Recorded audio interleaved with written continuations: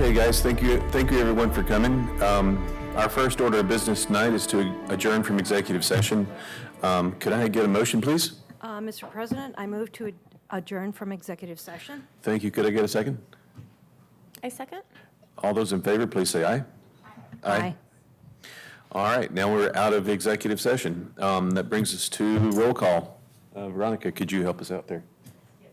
Jason Alden, Here? Barb Austin, Here. Joel Worth, He's absent. Kurt Roars, Here. Patty Serrano, Here.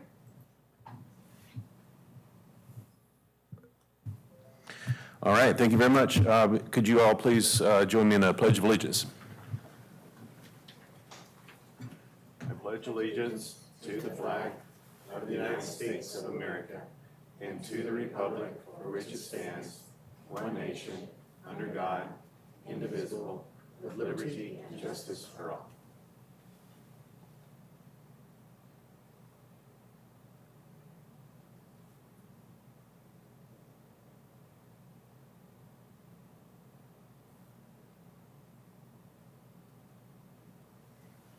All right, thank you, everybody. Our next order of business is to approve the minutes of the June 28th, 2023 regular board meeting. Could I get a motion for that, please? I move to approve the minutes as published. Thank you. Could I get a second, please? I'll second. Thank you. All those in favor, please say aye. Aye. Aye. That motion carries. Next, we need to approve and ratify payroll and accounts payable vouchers. Could I get a motion?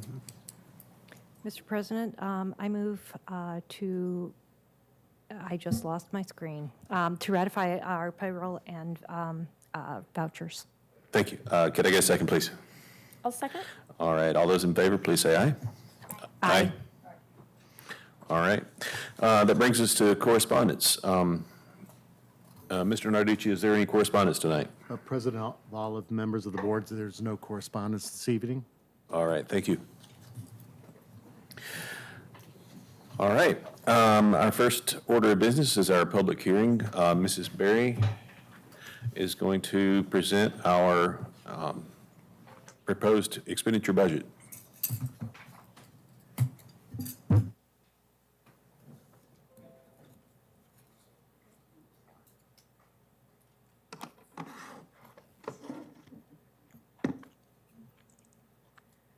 Well, good evening, President Olive and members of the board and community.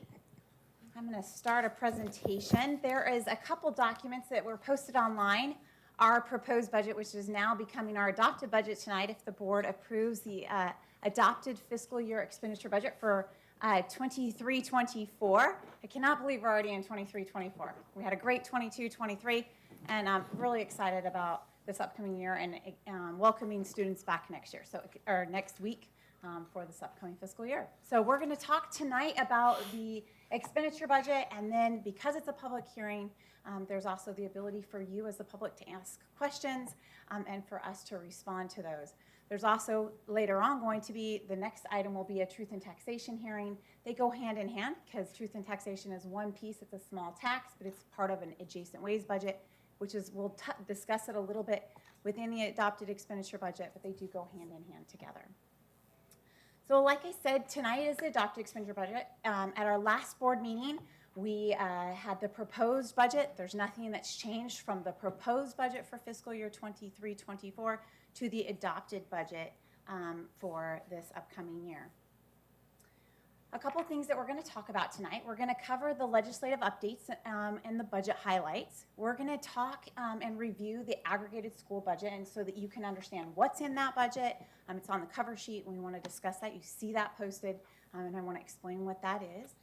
We'll talk about the changes between the 23 and 24 adopted budget and then the latest revised budget, because that's important to know what took place at the end of last year when you finalized the May revised budget to this upcoming year's budget. And in that, we're going to talk about how do we get the money for the budget, which actually is located on pages 7 and 8. We're going to then discuss all of our committees that come together and the process we use for the budget that we utilized this past year. And then we know that our budget committee has came and discussed, or we've brought to you the budget committee recommendations. Also, the Super Q's recommendations as we approved increases for salaries that the contracts were approved by the board. But just want to, again, go over that process since it's part of the budget. And then we'll talk about some of the changes that have taken place. And then we'll discuss taxes, because that's part of, a piece of it is to educate not only the board, but to educate the community about how tax rates are set, who's responsible for those, what the board's responsible for, and then what the process is after that. The last couple things, we are required to post the average teacher salary on our website. That's important. It's a statute that was created a few years ago, so you'll see that on our website, and it's also on the cover sheet. It's important. And then just talk about how does the budget get revised throughout the year, what are the reports that are coming up, and so you know the process with the budget for the rest of this year. All right, so a couple things with the legislature. As you all know, it's been an interesting year at the legislature. They did not end the legislative session this year before the end of June, and so we believe that they will come back into session on July 31st unless the Senate President or the Speaker of the House calls them back in sooner than that. But we are thankful that the school finance formula was actually completed, and we have a budget for the 23-24 school year. So there's still things that need to finish for last year. That was the first time, at least in my experience and career, that we have not had a finalization at the end of June. So this is the first time for me. And it's a different, I think, spot for a lot of people right now. But the good thing is we did know what the budget was for K-12 education. And so that's what we are adopting tonight. It's important. The legislature sets the budget every year. Then the Arizona Department of Education rolls out our worksheets, our budget worksheets that we're approving tonight. So that's important for us to be able to function for the next fiscal year. All right, so some highlights that I think are helpful in education. When the legislature did adjourn, we know these facts about the K-12 budget. We know that there is an additional $300 million that they're taking for one-time money, and we're going to discuss that in August back when we meet as a board. We'll have a chance to meet with Super Q, which is our meet and confer team with our certified classified administration, to discuss how we're going to spend the one-time allocation that Chandler gets. It's a little over $11 million for us. But there was a one-time amount to help with inflation. There was $88 million of ongoing money that was given to all K-12 schools, new money, and it'll continue. So it's part of our base. It's something we can guarantee that will be there each year. We know that there was $341 million, for all school districts across Arizona for school facilities. We'll talk about the allocation for that. We know there was additional money, and I just brought up one of those, which is $15 million for dual enrollment students incentives, kind of like our AP exams that we have, that there are some incentives for. We don't know the dollar amount that will be distributed to Chandler Unified, and we'll be learning more about that as they roll that out.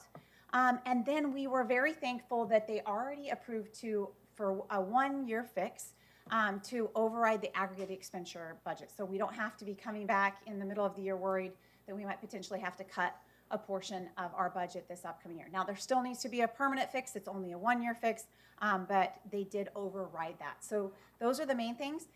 There are a few other things. There's a new ESA reporting matrix that's coming out of it, and then there's an ad hoc committee for ESA governance also that came out of the budget committee that the governor ultimately approved. A couple things. I want to talk about levy funds. Those are important because those are how levy funds are your maintenance and operations and your capital funding, the funding that comes from both either the state and your property taxes, but it's levied, it's taxed. We get told how much we can spend, and then we have to bring in a tax. And what we don't bring in, the state backfills with state aid. So they are called levy funds. And as you know, these are the things that are impacted by the legislature. So like I had said, the aggregate expenditure limit was overridden for one more year. So again, not a permanent fix. Hopefully that will come, but it will take a voter initiative for that to be a permanent fix because it's a constitutional change. So we will need that to go back to the ballot in the future, but the legislature right now, they are required to override that each year. They have overridden it already for the fiscal year 24. The legislature sets the qualifying tax rate. A lot of people believe that our governing board is the one that sets the qualifying tax rate. That is not true.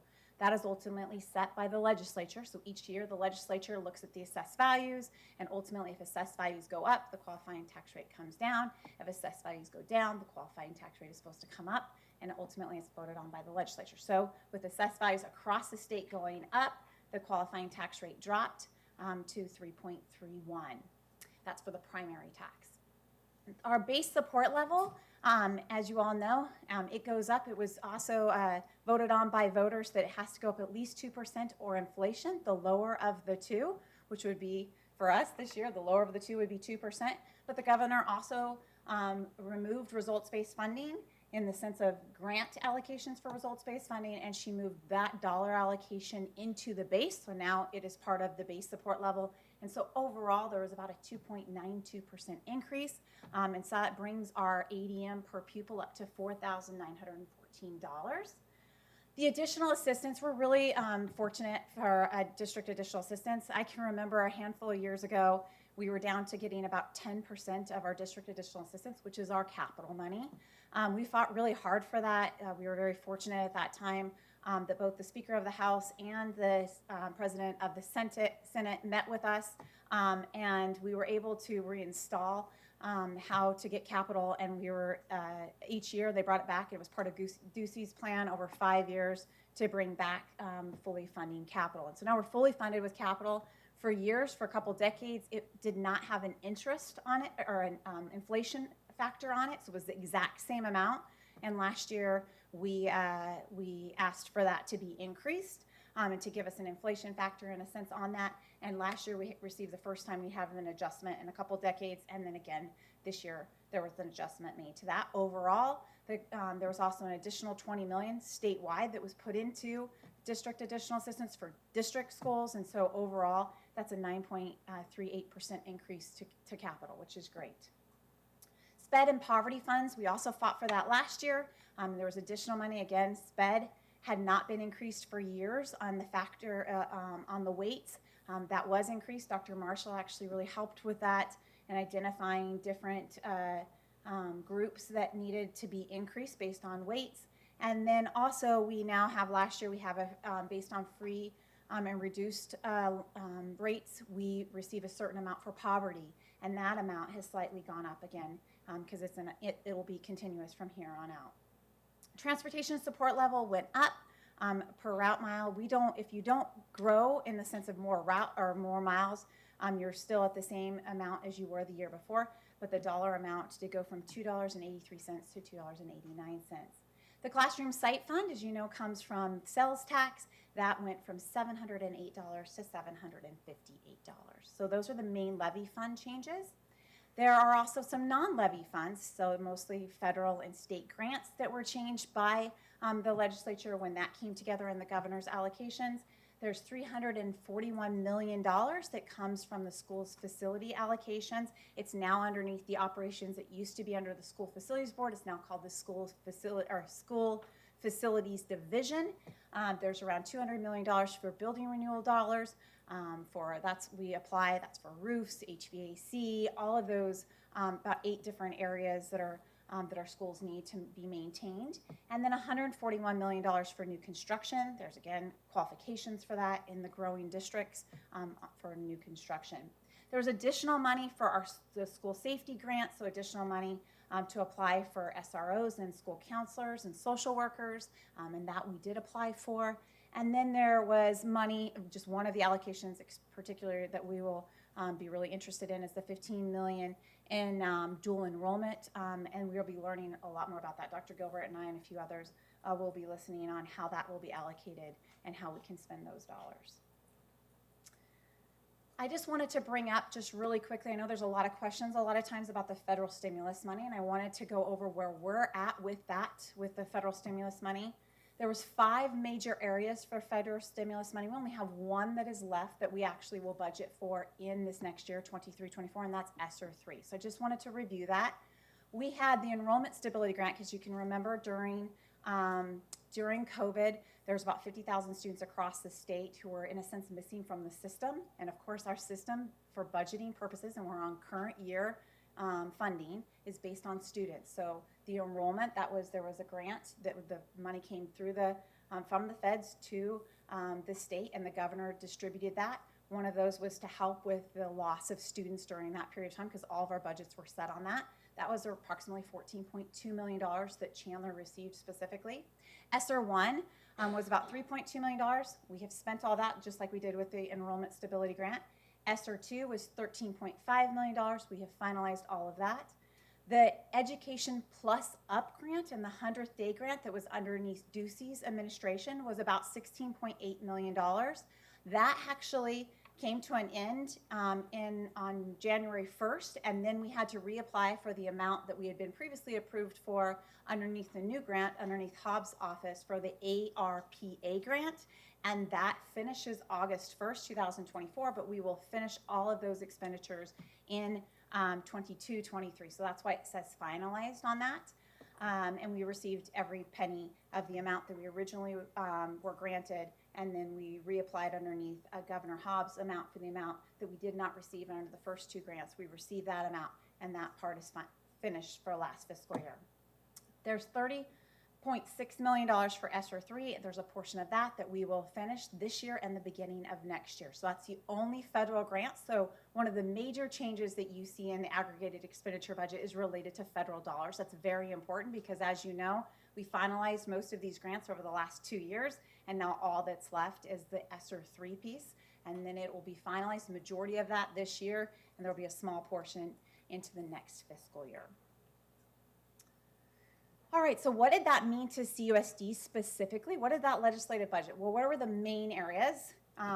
New ongoing money, because that's important. That's how we base our salaries and our raises, and when we add additional programs, how much is in there to make those things happen.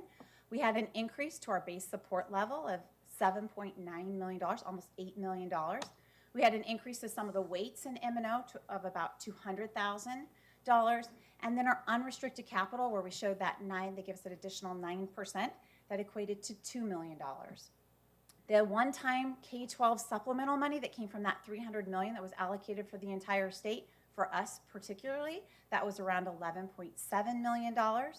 The school safety grant that we just received, that we applied for, again, we had to apply for, is about a $700,000 difference between what we applied for last year and what we were able to apply for this year and received. And the team did a great job putting that request in. Again, you have to apply for that to receive that. Building renewal grant, we have applied. I just want to make a note, we have not received the building renewal grant for the Chandler High School roof, but we have put in the application, and it's for approximately $6.2 million. And then dual enrollment, we will determine that. So by the time I come to you with the next revision in December, you will know that allocation for dual enrollment. But those are the major areas. There's other small areas too, but that's the major impact to CUSD particularly. All right, so on your cover sheet, you see a total aggregated school district budget, and you see that on the cover sheet, it's for $455 million. Now, that is not all of our funds. I talked about that in the proposed budget. That's just our maintenance and operations fund, which is our largest fund, and then our unrestricted capital budget, which we call district additional assistance, and then our federal programs. Doesn't have impact aid in there. We don't receive impact aid, but that's what the line specifically says when you look at the cover sheet for those three. This doesn't include classroom site fund. It doesn't include any of the other funds, your debt service funds, your bond funds, or any of your cash funds, food service, community education, Medicaid, any of those funds. This is just the three major areas of maintenance and operations, district additional assistance, which we call unrestricted capital, and federal programs. All right, so the big change on that, when you actually look at the cover sheet, when you can look up every single school district in the entire state when you go on to the Arizona Department of Education website, and it is a packet that looks like this. You're welcome to get on and look at ours. Ours is posted online, but also you can go and look at every single school district's expenditure budget for every year that's posted on ADE's website, and then it's posted on their individual website. So the aggregated expenditure limit for just this year, it doesn't have last year's, but I always like to bring up this, and I apologize, that should say adopted 23-24. So sorry for the typo right there. I noticed it earlier.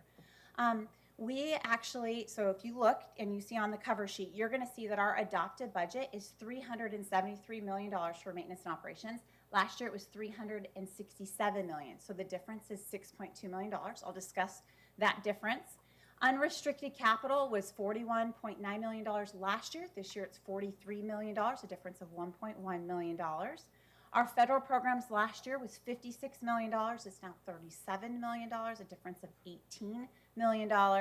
So our total aggregated expenditure budget is approximately $10 million less than it was last year. Majority of that comes from the federal programs. As you know, as ESSER, we have spent all of our ESSER dollars up from those federal dollars and are moving in. That's the major change in the aggregated expenditure budget. We're going to go over tax rates in just a little bit, but our overall tax rate has only slightly changed. Between our primary, it's decreased by about 0.11, and then our secondary has slightly increased. And so we're going to discuss those in just a minute. All right, so the first thing I like to talk about when you're looking at the budget is I like to refer to page 7 and 8 in the budget, because that's how we know how we get the amount of money in our school district. Again, school finance is very complicated, but a simple version is how many students do we have in our school district times the average daily or a base support level, depending on how many students we have, and then also times the miles that we drive. And then there's some other factors in there, but ultimately it's based on the number of kids we have times the miles we drive creates the amount that we can spend. So the state legislature sets that into the formula, and ultimately we determine, so page 7 and page 8 tell you how much money you can spend in a school district for maintenance and operations and for capital. Page 7 is maintenance and operations, page 8 is capital. Now, a couple things impact us on the district side. We know that the legislature impacts the amount that we get per pupil, but also we know how many students we have, because it's driven based on the number of students. So we have a declining enrollment here in Chandler, and as you know, we've talked about this, and we'll have a presentation from our demographer in the future. 4 things are really impacting us as we have been almost built out. As you know, in our 80 square miles, we're almost built out. We won't be building any more schools. The other thing is we know birth rates are drastically down over the last decade. Then also we have a couple other things that are impacting us, the age of our families, the price of our homes, and then ultimately there's also competition within our boundaries of additional schools, charter schools, private schools within our sector. So 4 different things that are impacting us, but ultimately our ADM will decline and will continue to decline at a small percentage each year for the next, over the next decade. The legislature updates that I gave you impact not only the base support level, but they impact our override and other formulas, and so we'll talk about those in a minute. And then sometimes there's district factors that impact us, like, for example, our audit. You're going to see we have a slight increase on our budgeted audit. We get an amount reimbursed for auditing. We can add that to our budget, and as we have more federal funds that are over $300,000 we audit, our audit expenses go up. There's things like that that impact that overall amount. Our carryover, we have been strategic with our carryover in maintenance and operations and in our unrestricted capital. You're going to see a change in the carryover in M&O. It is about less than half the amount, but we have a plan, obviously, and we'll talk about that, of what to use with that carryover in M&O. And then our capital has reduced slightly from last year, but again, majority of that has a plan to be used with our technology budget that we've brought to the board in both the planning sessions and in some of the reviews that we've done related to our technology budget that we've put together to be able to sustain our current infrastructure and moving forward. All right, so a couple things when we compare things, when you look at that cover sheet and you were to take the revised budget versus this year's budget, what's the major change in M&O? Well, a couple things. We're going to review these things. The base support level, as we know, went up 2.92%, so that went up almost $8 million.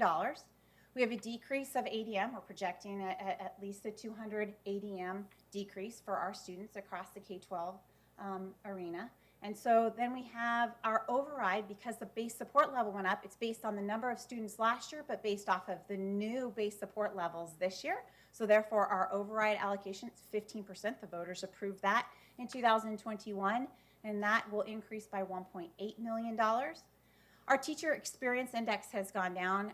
That's a factor. It's based on all schools across Arizona, based on teachers, their years of experience. Chandler still receives a lot of money because our teacher experience index is higher than the average, but it's slightly less than it was last year. So that calculation is not that it's underneath that amount. It's just that it's less than what we receive. We receive a couple $1 million in that. Registered warrants and audit expenditures. We didn't sell TANs last year. We will have to sell TANs this year. TANs are tax anticipation notes. We have to have enough money at the county treasurer to be able to make payroll and accounts payable.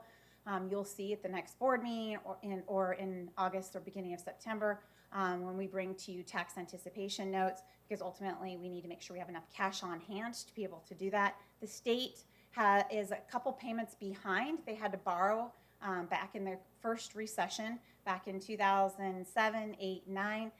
They did not have enough money to fund the state's budget, so they, in a sense, borrowed from the fiscal year. They borrowed next fiscal year to pay off this fiscal year. So they are still behind in that. They owe a little less than $900 million to the K-12 system. They use money for the following year, fiscal year 24-25, to pay for 23-24. But what happens is we don't receive those payments during the middle of the year, so that's sometimes why we have to do tax anticipation notes, or other districts might have to register warrants. We did not have to do that this year, and so that's why you see a slight decrease in there, so therefore we get to add that to our budget. Also, audit services, that part will be increasing our audit service portion. We have an increase in our free and reduced. It's our poverty weight and our special education, one of our sectors in special education. That's an increase of $208,000 to us. And I apologize, the increased audit services are down below. That's $31,000. We have additional funding is the one-time amount. It's underneath the Prop 123, but in M&O, that's where they put the line for that. And that's that extra $300 million that we talked about for one-time supplemental money to K-12. We have not decided on that specifically. We are meeting with our groups here in the end of July, and then we'll bring that back to you as a board, but I still had to budget for it, so I've put it into our maintenance and operations budget, both on the revenue side and on the expenditure side, and then we'll, of course, bring that back to the board because you are the ones that will approve how we specifically spend that when we go to allocate that out through contractual agreements through employees or programs, depending on how we spend that. If you add all those up, the only other thing to discuss is carryover. We had a little over $25 million in carryover in M&O. We have $11 million in carryover now, so that's a decrease of $14 million based on the things we had approved a year ago for what we're going to spend those dollars on. Some of those were on stipends or programs that were one time. Some of those we have finalized and now will be ongoing, depending on if we decided that in our budget process this year, but we were able to utilize a chunk of our carryover that we had some intentions for and budgeted for last year. So the difference overall is $6.2 million. District additional assistance, which is our unrestricted capital, because of the increase that the legislature gave us, which was not quite 10%, a little over 9%, that amount is $2 million extra to us. Our carryover balance is slightly down compared to the previous year, so the overall adjustment between last year's capital budget, this year's capital budget, $1.1 million, and then the federal dollars, the biggest change is related to all of our ESSER dollars that are being spent up in the governor's discretionary money. We've been very fortunate to get the summer enrichment dollars that we've applied for, both on the academic side and our enrichment programs, but those have come to an end June 30th, 2023, and aren't available in 23-24. All right, so a couple things. If you were referring now to the actual expenditure pages in your budget, you would need to look through pages 1 through 6. Those go through specifically the expenditures of how we spend our budget. They have to match page 7 and 8, which is, in a sense, the revenue, the amount of money you can, your limit, your budget limit, and then pages 1 through 6 tell you how you're going to spend that, and they need to match each other. We, as you all know, we go through the new programs 5000s. We call them MP 5000s. We start that process in December with our staff. We gather information and things that they need, staffing, supplies. They submit information in. We gather all that information. We go through it as a cabinet team. Then we also use part of that information for our Super Q committee because part of it's compensation, and we have a Super Q committee that starts in January, and we start to meet with our certified classified administrative staff to start talking about salaries and benefits. And then we meet with our budget committee at the same time, typically starting in February, to start going through the requests, what the cabinet would suggest, and then what our budget committee would approve of those new requests. And then we also, a lot of times we're discussing what do we have in our one-time carryover amounts, like you saw in maintenance and operations. So a lot of those decisions when we're going through Super Q and we say, hey, we want a stipend, which the board, for example, approved on top of the ongoing salaries, we have to know where our, what we think our anticipated carryover is going to be, and is there something we can utilize with those dollars. So that's important during that period of time. And then now we have to consider the other pieces when the legislature finishes and they have an extra allocation like they did with the $300 million. What are we going to do with those dollars? And we want to make sure we bring that back again to our team, which is the Super Q team. People are off during the summer, and so we waited until they'd come back for school. We'll meet again at the end of July, and then the board will approve those extra one-time dollars coming up in August. So a few changes. Just to talk about some of these you have already received and went over in previous meetings, but as you know, the Super Q compensation package was approximately 3%. That was about $7.7 million related to specifically to maintenance and operations. In particular, the others will go into the grant formulas like Title I or food and nutrition or community education. We also had insurance retirement. As you know, ASRS comes out with the rates. We don't determine that. We are required to play into the Arizona State retirement system. We're different. Charter schools and private schools are not eligible for that. Charter schools have the ability to opt in or out. We as district schools cannot opt out. We are required to pay into that, and they set those rates for us. Also, our insurance went up approximately, our health insurance about 3%. So overall, that change is about $1 million to us. The elimination of results-based funding, we had to move the teachers back to M&O. That was something that we have taken computer teachers and we put those at the elementary schools. There's a portion, about 1/3 of those, that came out of results-based funding, and now that results-based funding has shifted into the base support level, we have to shift those teachers back into M&O. Super Q requested 5 additional deans, 3 behavioral specialists, and 8 additional specific certified staff to help at specific locations in areas for help in specific areas. That together, those requests were about $1.2 million. And then we had given out last year utilizing one-time dollars at that point, special education stipends. It's approximately $1,500 per semester, so $3,000 per year. That is equivalent to $1.4 million. Tried it for the year, came back and discussed it, and now it will be ongoing from this point forward and not a one-time thing. Utilities, general liability increased approximately $242,000. And then we had additional requests that were approved through the MP 5000 process for our 40-plus schools, our different departments that we had. That was approximately $2.2 million.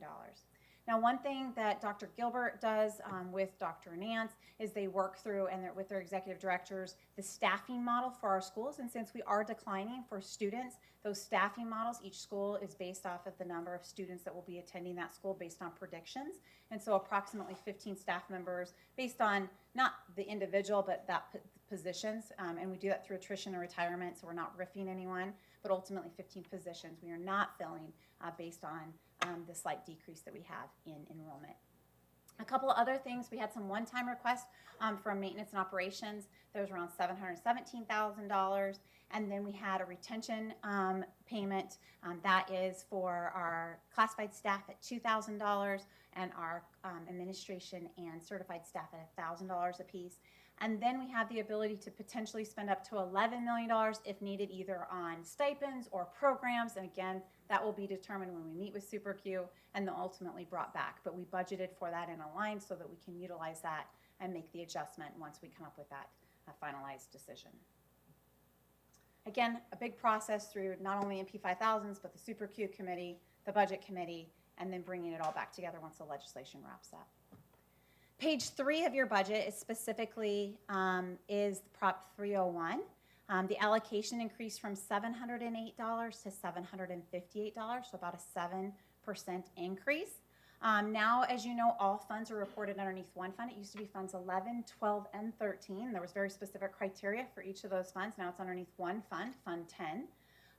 We have now included all certified staff. It used to be you could only include certified teachers that were instructional. You couldn't include the librarian, the counselor, some of our certified staff. Now you can include all of those certified employees. And so we still have a portion, around $700 that stays out for performance pay. And we moved the rest of that into the contract last year, and it continues for this next fiscal year. And then we last year paid one-time stipends out of there, actually reducing some of the carryover in that fund. And then we're going to continue that next year. The budget decreased approximately $4.9 million. Again, it's based off of how many staff members overall we have accessing in the percentage, but we've just budgeted specifically. If you go to our budget, you can see what we predict as the carryover, plus the expense of ongoing, plus the expense of one-time, and I'm going to show you that in a minute. And that's what makes the $63 million that's budgeted in our classroom site fund.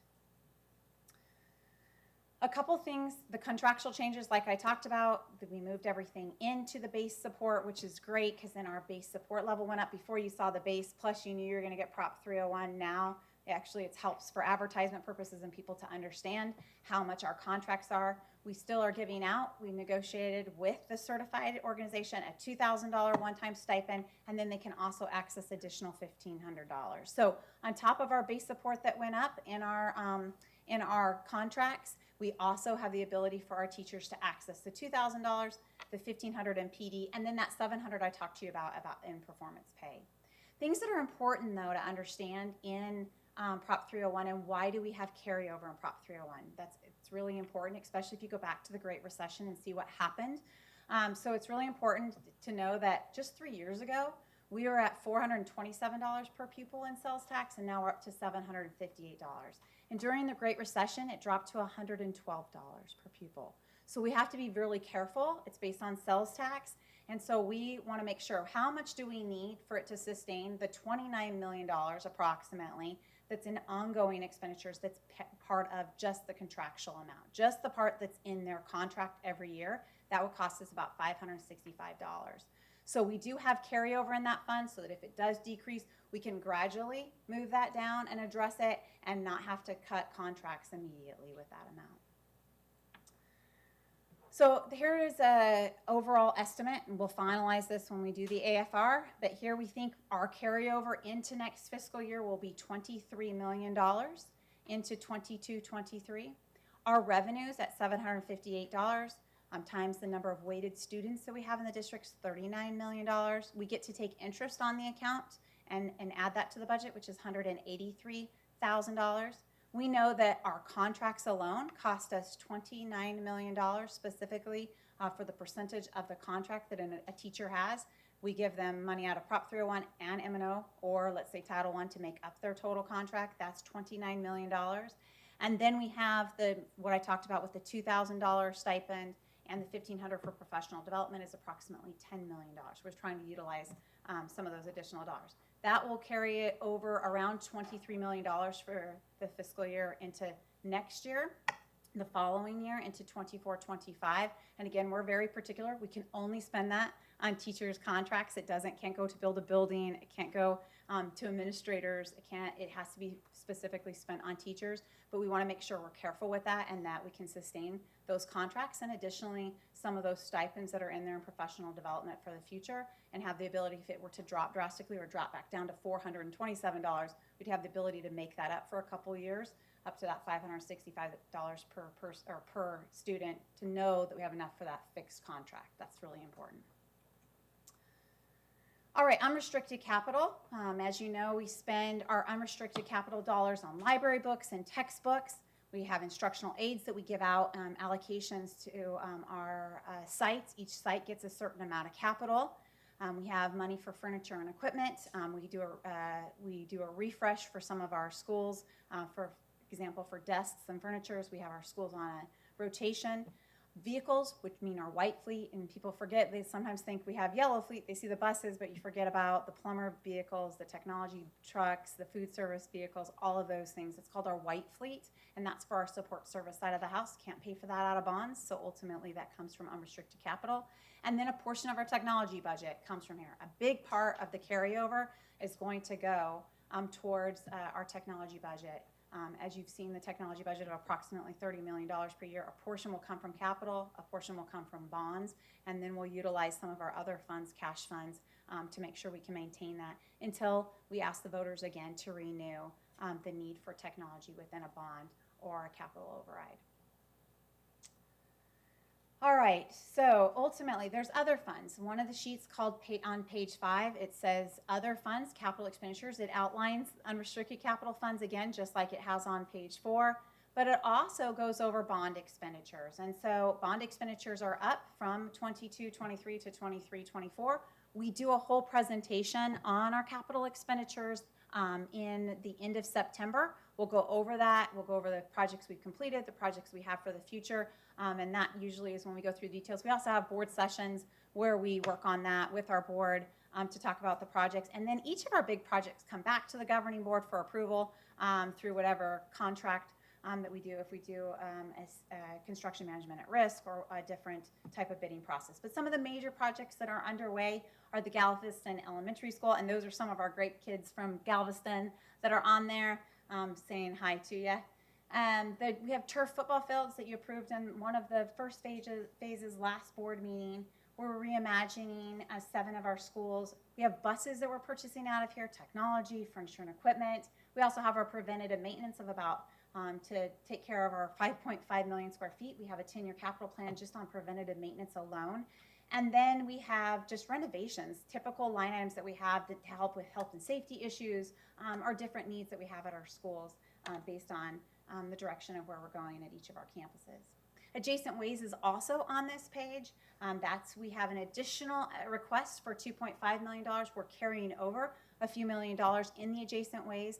And so this total will be added to that. We have 3 major projects that we'll be undertaking. One is the infrastructure to bury the APS lines at Galveston Elementary, since we're moving the campus from where it's existing right now. We're building a new campus, we're rebuilding the campus, but at a different location on that specific location. We have a traffic signal we need to put up at Rice Elementary School. And then, as you know, around the new transportation facility, there is an additional road that will be split with us and the city. We have to pay for our portion, and that is for that road that comes around. We try really hard to keep that tax flat instead of, because it only gets paid off in 1 year. We try to make sure we try to maintain that instead of a huge spike with a whole bunch in 1 year. We try to maintain that and build that up so that we can spend it on the projects we have. And we have 3 big projects coming up. Federal and state grants are on page 8, and we are not finished with our grants from last fiscal year. We have an encumbrance period, and then we're required to finalize those completion reports in September. And so once you see the revised budget that will come in December, you'll see updated amounts once the AFR is finished. But you'll do see that the main change, like I talked about, with all the ESSER funding ending, that's the major decrease. We still do have a portion of the $30 million left because that ESSER 3 is not, we do not finalize that till September of 24. So that is the last fund that we have to spend up this fiscal year and then into next fiscal year. Results-based funding, all we'll have left in that, you'll see a decrease in that, is just our carryover because the governor moved results-based funding into the base support level. So we'll be utilizing at our schools the carryover and the district portion of that this next year. Our college credit by examination, as you know, we're the largest recipient of this. Our high schools have the most AP exams that were passed in the state of Arizona. Very proud of the things our students are doing at our high schools. But ultimately, we have to wait on that allocation, and then we distribute it. Very specific rules on how you can spend that. 50% has to go out to the teacher, and then there are specific rules on how you can spend the other portion. School safety grant, we have increased that by approximately $700,000. E-rate, you're going to see a decrease in E-rate overall, and that's because E-rate gets funded for priority 2 areas in the infrastructure area, and Colleen and her team have done a great job spending those dollars up this fiscal year. They're good for 5 years. You get approximately around $170 per pupil, and they go and we spend that on infrastructure connectivity, and ultimately we've spent that, so you're going to see a decrease this year because last year is when we spent the majority of those dollars. No new school facility board money for new construction. We are done. Like I talked about with our ADM, you're going to see a decrease in our ADM because we're built out. We don't have the growth. We're almost 80 square miles completely built out now, and so we don't qualify for any new construction, but we are going to be applying for building renewal dollars, and that Chandler High School roof is really important for us, but we'll continue to apply for building renewal dollars. If you think about it, it's hard though. There's only $200 million for building renewal across the entire state. Our bond alone for Chandler Unified is $290 million, and we're one of 225 school districts in the state. Other funds on page 6 on the right-hand side, you're going to see our cash funds. There's balances increase or decrease due to multiple factors that happen in these grants.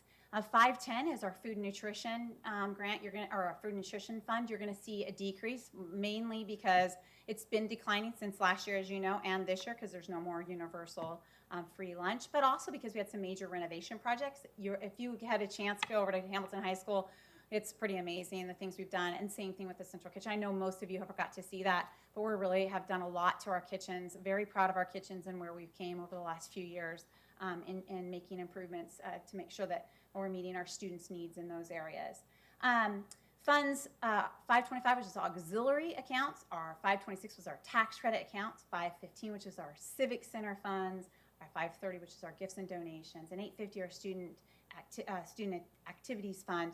Some of those are increased, some are decreased, but a big change is just our student and staff travel. As you know, it's getting more expensive. Just like for you, it's more expensive for our students to travel. So we're starting to see some of those come up and some of those change within the funds. Fund 570 and 596, that's our indirect cost fund and our career technical education fund. We did a lot of renovations projects within our career and technical area this past year. So slightly different budget capacity just for what we're budgeting for this year because we spent a lot last year, not as many projects this year. We'll probably see more next fiscal year in 24-25 as we start to do more and we do some reimagining in our high schools. We're really focusing on elementaries right now. 535 and 595 are two different funds, advertising funds and our CTE projects funds. We actually budgeted some money in those. We're really trying to come up with some strategic plans. I know Stephanie Ingersoll and Derek Watson are working to come up with some advertising protocols and business processes, and the same thing with our kids who are doing projects for CTE. So we actually have some budgets in those for this upcoming year. Again, they're cash, they're from the community or money received. They're not state funded, levied funded. They're either a project that we have or a lot of these funds, as they're cash driven, are from the community. It's our, for example, our community education fund, our food service fund, or when we rent out our properties, it's money coming in from students or from people renting our facilities, things like that. We're paying for food for their child's breakfast, lunch, dinner. That's why they're on the cash side. There's a number of other funds, just small adjustments to those based on needs.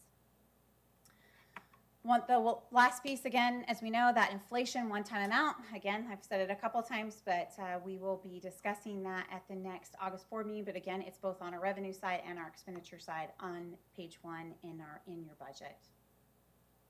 Tax rates, let's talk a little bit about that as we move into that. Fiscal year 22-23, our total tax rate was 5.92. This year, down in the bottom right-hand side, you can see the total tax rate is 5.8. And so it has decreased. And it should, when you look at that overall, because you know the qualifying tax rate, which is set by the legislature, has ultimately decreased. So our primary tax rate is slightly down, or secondary is slightly up. We'll go over those details. So if you look, you can compare. I do a 3-year comparison up here. You can see in 21-22, our tax rate was 6.07. In 22-23, 5.92, and this year it's predicted at 5.80. Now, a lot of times people compare us, and they'll compare us to other district schools. The primary tax rate is pretty close for almost every single school district. There are some slight changes in that based on adjacent ways and a few other slight factors. The majority of that's based on the qualifying tax rate. Where you're going to see your biggest changes if you look at school districts and want to compare them is in the secondary arena based on assessed values of your community. And we have a large assessed value, so our tax rate is less than some districts who might be a bedroom community that just have residential properties. So understanding that definitely impacts that secondary tax rate. All right, so big changes overall. It's a decrease of about 1.2% in our tax rate.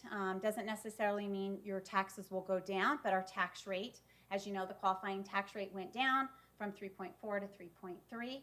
Our adjacent ways portion that you're going to hear the truth in taxation hearing from, we had the same amount last year at $2.5 million, this year $2.5 million, but since our assessed values have gone up, it's based on the limited assessed value. That is going to slightly go down from 0.068 to 0.0647. The override has gone down. Again, it's the same 15% of your revenue control limit, but ultimately assessed values have gone up, so that portion has slightly gone down from 1.19 to 1.16. The bond has increased from 1.20 to 1.23 as we anticipate to sell our last portion of the bond. In this upcoming fiscal year, you're going to see a slight change in that. We haven't sold our last portion, and as we anticipate to do that with the payment that we'll receive at the end of the year, that is slightly increased. Now, the bond pamphlet had that it would potentially go up to 1.28. We have not gone up to that amount. We're at 1.23. So we're staying below what we told our voter constituents that we would do, and we're at 1.23. Again, assessed values in Chandler have increased, just like they have across majority of Arizona, but we are still limited to the limited assessed value, and then you can only tax up to 5% of that. There's a cap on that, which was set by legislation. So even if your house maybe went up 8% or 10%, you're only going to get capped at 5%. You're never paying taxes on what your Zillow amount says your house is. You're getting taxed based on your assessed values that you receive in the mail, and then it's limited to up to 5% of that increase with your limited assessed value. So here is, we do a few houses, we've done them for years, and we show what the CUSD portion of that would be. So even though there is a slight decrease in the tax rate, because assessed values have gone up, and in Chandler, they've gone up obviously more than 5%, which we are all thankful for, right? We love to see that number, we love to see that our homes have gone up, but on the side of taxes. But still, I always look, and I compare from 10 years ago, here's the difference in taxes overall. But you're going to see a slight increase. We see, now it could change. Each of your individual properties are different, but we do see a slight increase overall in the amount that are paid in taxes, even though that tax rate went slightly down. And again, it's based on assessed values and that increase in majority of all of our homes or commercial properties. All right, the average teacher salary is very important because we are required by statute to put that on our website. It is posted not only on the cover sheet when you look at it, but it's also posted on our website. Our average teacher salary is $67,657. And I wish I could say every teacher received that, but that's just our average when you take, we have 2,388 staff members that are calculated into that. And ultimately, that is our average. So we have people below that, people above that. That is the average. Last year's was $64,895. So the difference increase is approximately $2,762. It's about a little over 3.5%. That's why it calculates up to 4, but it's a little around 3.5. And it's both our maintenance and it's our not only their base contract, but it's also their performance pay and that Prop 301 amount. Those are the only two accounts we put in there. We don't put like a coaching stipend or a fine art stipend or a department head stipend or anything extra they're doing outside of that. It's specifically their contract and their Prop 301 amounts. All right, so the last thing is just to talk about upcoming reports. We are required to send our tax rate to the county school office. They review that. And we do that after we send the proposed budget in and then the adopted budget. We are also required to send that into the property tax site oversight committee. We do that here in July, but they meet the third week in August to approve the tax rate. So it goes to the property tax oversight committee. And then we finalize everything with the county in August.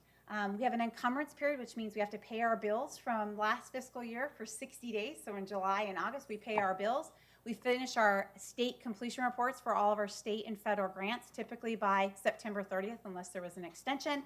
And then after we get done paying our bills, doing all of our reports, we finalize our annual financial report that we bring to you as a board for last fiscal year. So our team, people always say, are you guys off for the summer? It's actually one of our busiest times, and our staff does an amazing job. Heather Caviar, Lauren Randall, Wendy's entire team, our entire office is working really hard, closing out one year and starting another year at the same time. And that really goes all the way up until October because you're finishing all of those things. We will bring that to you actually September 27th, though, because we're on fall break and we don't meet until October 18th. And it's required to have our annual financial report done by October 15th. So you'll see the annual financial report on the September 27th board meeting, unless there's something that comes up that we can't do that and we'd have a special board meeting. You will see revisions to this budget specifically in December, and then you'll see it for the last time in May. Those are required by statute. You don't have to do it at all, but ultimately if you're off by a certain percentage based on, and again, it's on current year funding, so depending on your ADM and the students who actually come to our school, that typically changes because we can't predict every student, so that will change and we'll update those budgets with you as a board. All right, that is a lot of information to share all at once. A lot of processes, great teams have been put together, a lot of community input on pieces, and again, work with our certified classified administration team. As you know, majority of our budget, especially maintenance operation, is salaries and benefits. We are a people industry. We have 5,000 employees here. Majority of our money goes to people who we employ to carry out the services for students. But any questions that you have for me? I'm going to start with the board and then we can. Thank you, Mrs. Berry. Let's go ahead and go to Barb. Thank you. It's okay. Mrs. Berry, as I was noticing on your houses for the property tax liabilities, those don't seem to include the discount that we get for state aid. And I know that varies every year, so it's kind of hard to predict. Yes. And could you kind of go over the rules as to why we get state aid and who gets it? Sure. So there is a homeowner's rebate piece that's part of that you're discussing too, or wanting to discuss that portion too. So homeowners get a reduction potentially on their tax bill. But ultimately, we're very fortunate in the state. We have an equalized state across Arizona, so it doesn't matter if you live at DuPage, you live down in Yuma, or you live here in Chandler. We get the same amount per pupil for funding. And ultimately, the state sets the qualifying tax rate, which is the majority of the primary tax. We then know how much money we can bring into the school district, so then we tax, but we can only tax up to a certain amount. That amount is brought in from our property tax owners, and then the rest is made up through the state and through state aid. But ultimately, homeowners do get a homeowner's rebate, and that is part of that. And it is hard to calculate. These are estimates based on pulling what we think on there with those four houses. Joel Worth did this for years, and so we like to continue it because it's helpful to see where the trends have been with our tax rates. Thank you. You're welcome. And could you, are we audited every year? And is that a state requirement? Yes, great question. Yes, we are audited and required to be audited. We spend more than $300,000 federally, so we're required to be audited every single year. So our auditors spend about 2 weeks. There's around 5 of them that are here for 2 weeks in the summer. Then they come back in the fall, and it takes about a year to finalize our audit, but it's a very large audit. They go over a number of things that are, again, set by legislature, and then they go off of what's called the Uniform System of Financial Records, and they're required to test everything from procurement to payroll to fixed assets to inventory to fraud to our business processes in different areas and arenas. So we had a great audit this past year. We have a lot of people working really hard to make sure we're following all the rules set by the state. And do all schools who get taxpayer money in Arizona, do all of them have to be audited? Yes, so I was Like all charters, the too? private schools do not, but all the district-funded schools, which would be charter schools, district schools have to. Okay. Now they have different rules. District schools have different rules than charter schools, so they're different and audited a little bit differently. For example, we have procurement that we have to follow under different rules. Charter schools have a different type of rules and regulations related to that. Okay. Thank you so much. You're welcome. I think I saw Kurt's hand next. Yeah, thank you. There's actually 2 items I wanted to discuss, and it's kind of a long question, but Okay. so in a previous discussion, we talked about, I think there's 65 special revenue funds, and they're designated as restricted in some way.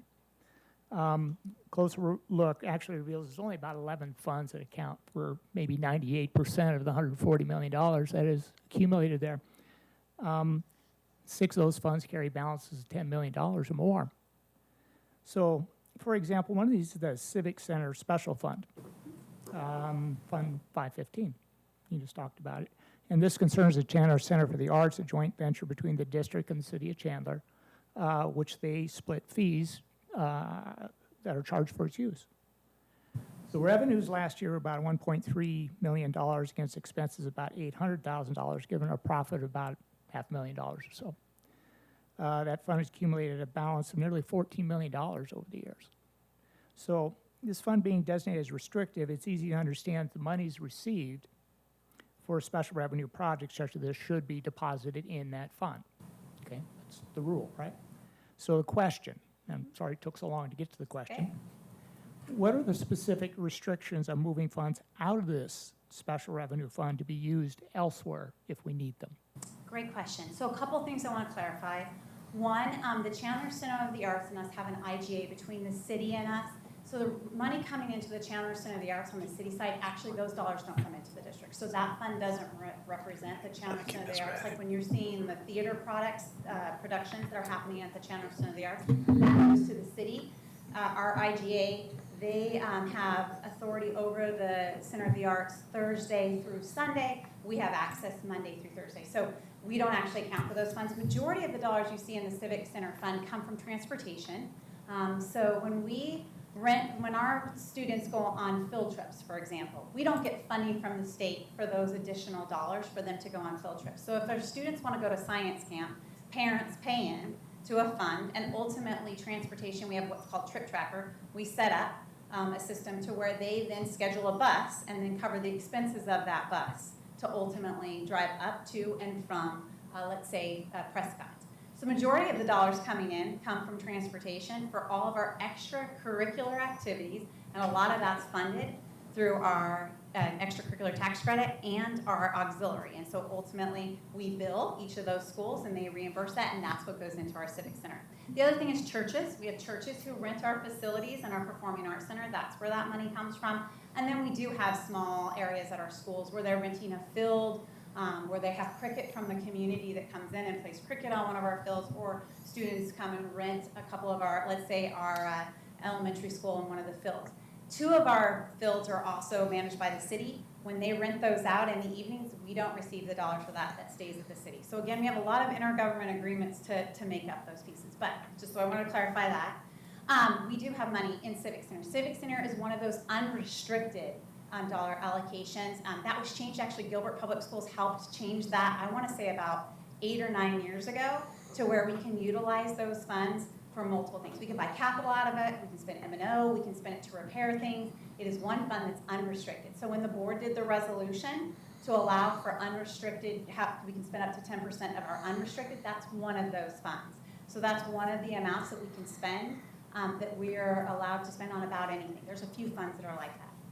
The other thing I want to clarify is we have 65 funds in Chandler Unified. We have, that includes maintenance and operations, unrestricted capital, classroom site fund, all of the federal grants, and then all of the other accounts that you see on the right-hand side of page 6. So there's a number of funds, from levy funds to budgetary funds to cash funds to debt service funds. So there's multiple ones. There's some that have unrestricted funds and some that are very restricted. For example, if you have a litigation fund, there's specific things you can spend on that fund. You can't move money in the sense, I can't take money from the Civic Center fund like you're talking about and bring it and put the cash into a different fund. We're not allowed to do that. What we can do is move expenditures in it. So Civic Center, we can spend anything that we want out of Civic Center. That's why it's called unrestricted. And let's say I want to move a security guard and I haven't paid out at M&O, I can move his expenditures or her expenditures from M&O, and I can move those expenses over into the Civic Center Fund. So you can't move revenue, that's not allowed in any of the funds, but you ultimately, except for indirect costs, you move money from your grants and you move the cash into indirect costs. That's the one fund you can do that. But all the rest of them, what you do is you move the expenditure. So you ultimately move expenses from maintenance and operations or a capital account, or you just code it there when you have an expenditure. Instead of coding it to capital, you would code it to that specific center. I have a follow-up. Mr. Orrs, I think line 6, the 515 Civic Center Fund, it may be 1.4 instead of 14. You may have misread it. I think it's 1.4 instead of 14. I'm looking fiscal year end, we started with 13.3 million, revenues 1.29 million, expenditures 860,000. So that is our budgeted amount. That's the amount we budgeted to spend out of that allocation currently. So that's the amount that's in page 6 is the amount we plan on spending this year out of our Civic Center. And an ending balance of 13.8 million, so. Okay. All right, so we can somehow use the money just We to can. simplify that. Absolutely. We definitely can. And that's why the board has the resolution to spend a percentage of that each year. And that's why our board has been working on that and adopted that in January. Okay, so to the second issue, and thank you for that answer. So it was presented that CUSD anticipates losing about 200 students this year out of enrollment, something like that. So enrollment is projected to decline about 42,000 or so, down from a high of maybe 44,000. Right. So did you say 44, we're going to decline 44,000? No, it's Oh, sorry. 42 declining from a high of about 44,000 from a few years ago. We actually, preschool through K-12, if you look at enrollment, we had 47,000. But remember, we're based on average daily membership. So I think the numbers you're looking at, Mr. Roars, are we get funded only on half of our kindergarten. You don't get funded fully for kindergarten. Also for preschool students, only students with special needs, and you only get funded at half of those. And then our other preschool students come in through community ed. So actual hot bodies and seats, we had 47,000. We have a little over 44,000 students now. Okay, but to finish. Yes. But a decline in enrollment, of course, translates directly to a decline in revenue for the district. It's a very serious problem. Okay, so various reasons have been offered for the enrollment drop, some of which are beyond our control, like demographics. But some we may be able to address directly. One fundamental question that I'd really like to get an honest answer from the district, okay? Why don't parents want to send their kids to our schools? If we can turn this around, then we don't have to worry about this so much. So, you know, this points to some very critical issues, but one that I think was kind of dismissed earlier, but what is the detailed marketing plan? This is a question for you. It's actually a question for you. The detailed marketing plan to increase enrollment, a very specific plan to do this. Yeah, and we've But I talked, think you need to answer that question. That's what people are looking for. Roars, we've talked about that too, and have given you a response that our marketing plan is going to be, is worked on. Stephanie Ingersoll and her team have done an exceptional job. I want to answer your first question though.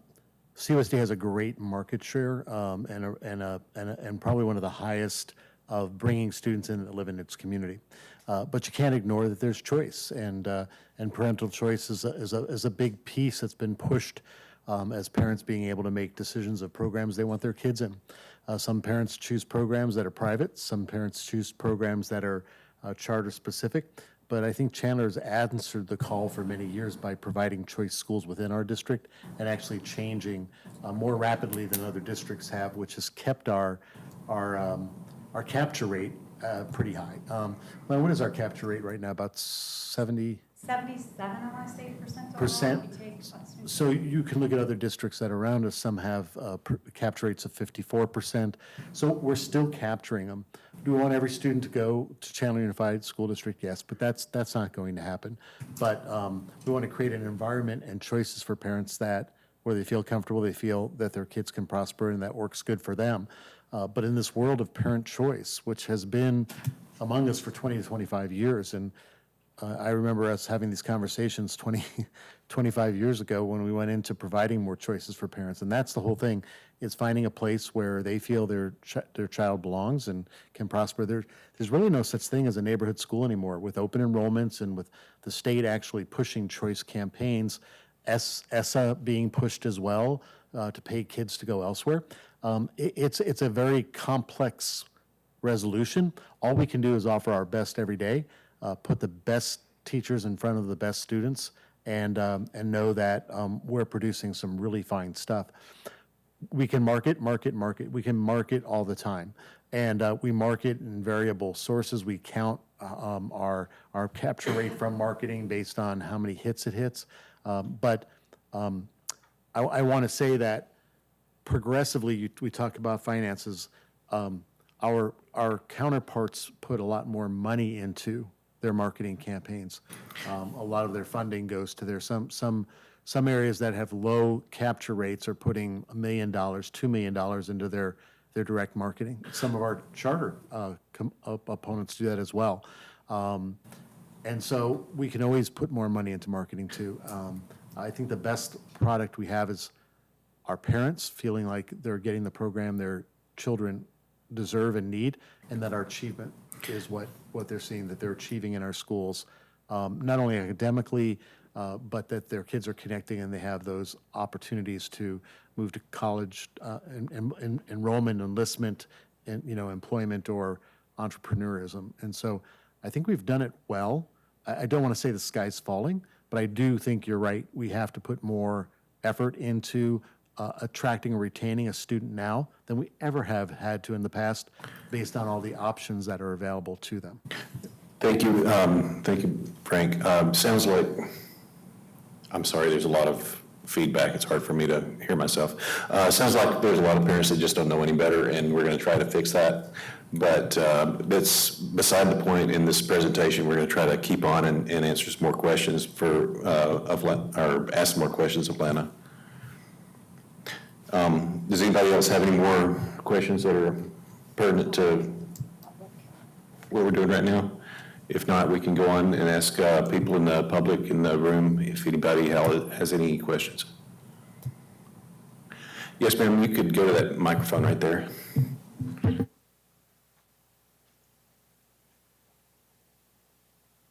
So the last comment that you just made about parents not knowing any better, what did that mean? Well, the Chandler Public Schools is one of the best school districts in the state. We have outstanding schools, and we beat charter schools all the time. So if somebody takes their children to a school that's inferior, then that they just don't know. And we have a marketing campaign where we try to educate people on it, and hopefully that will reach more people and let them know what we're doing. Okay, I don't think that parents having a choice translates to them not knowing any better.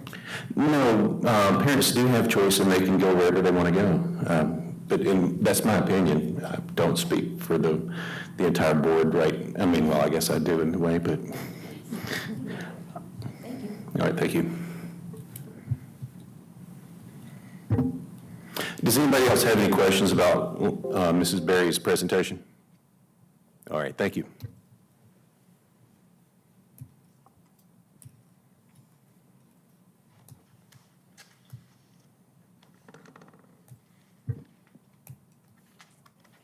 All right, next we're going to move on to our truth and taxation hearing, which is also Mrs. Berry's forte.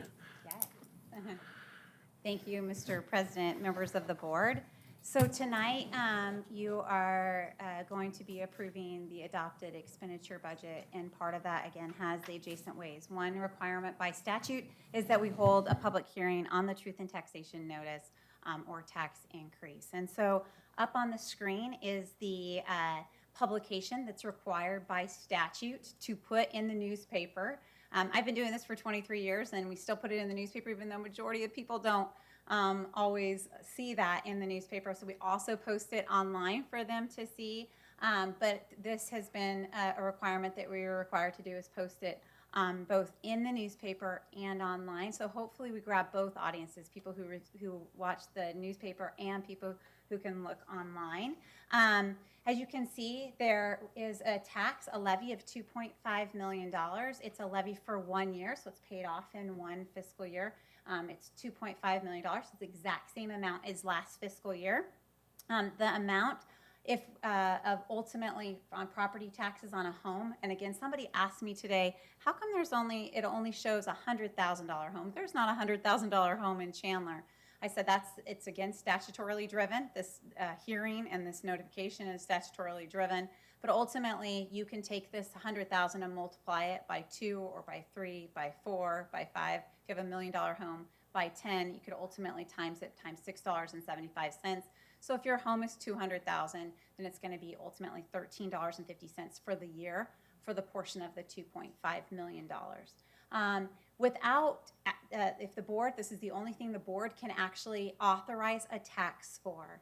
As you know, the board can call for an election for voters to approve for a bond and an override, but this is the one tax that the board has authority over. The board doesn't have authority over the primary tax that's set by the qualifying tax rate that the legislature sets, but this is a portion of the primary and the only thing that the board actually has the authority to call for. So tonight the board will call to collect, potentially if they approve it, a $2.5 million for adjacent ways. It would cost on a $100,000 home, $6.75, $200,000 home, $13.50.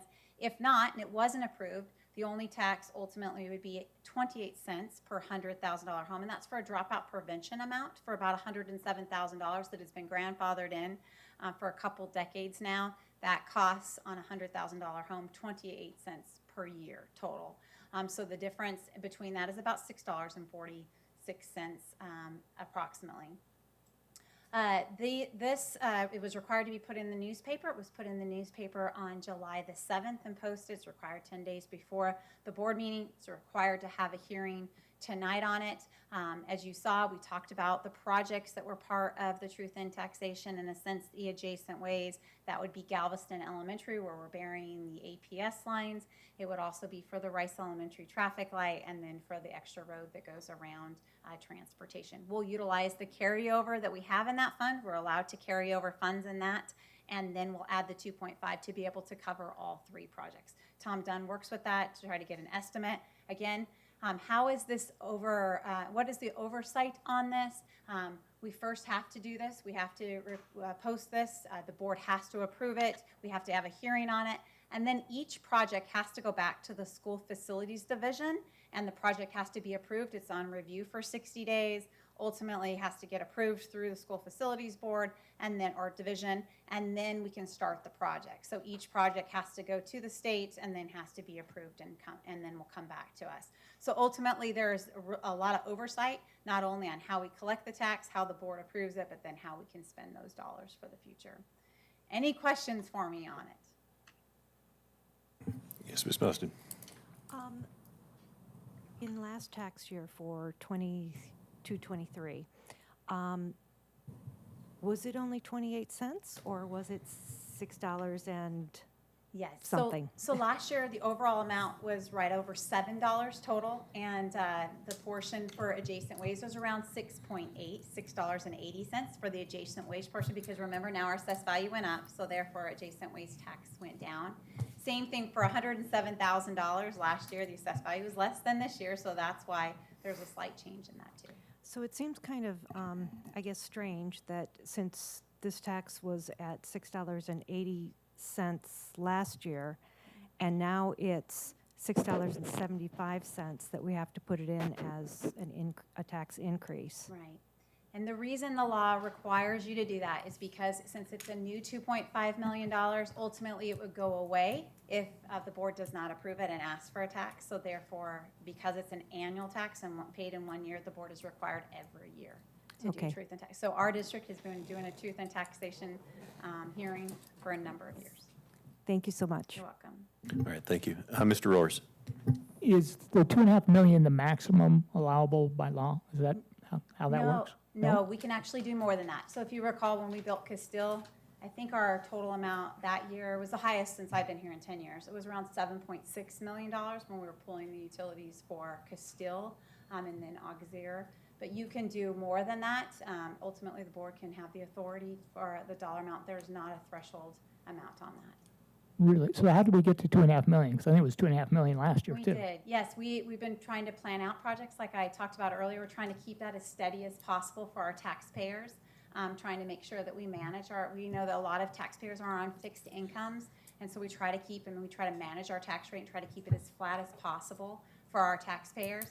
We knew we had projects coming up. We've known about the transportation yard. We're about to finish that.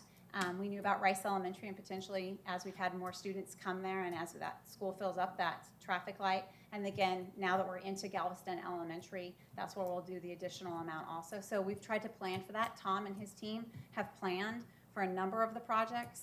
So we instead of doing all of it at once, we've been able to kind of spread it out a little bit so you don't have to increase. Again, remember, you have to pay this tax off in 1 year. So if you put a lot of, and you can remember our tax rate jumped the year at Castile. It jumped a lot when we had a whole bunch that we had to pull that year because you have to pay it off in 1 year. So we just try to do a good job with that. How long has it been at the $2.5 million? Last year was $2.5 million. 2 years ago, it was either slightly above that or slightly below that. Okay, thank you. You're welcome. All right, thank you. Does anyone else have any questions about the truth in taxation? I think we can open it up to the public if the public has any questions about truth in taxation. Anyone? No? Okay, thank you, Mrs. Berry. You're welcome. Thank you.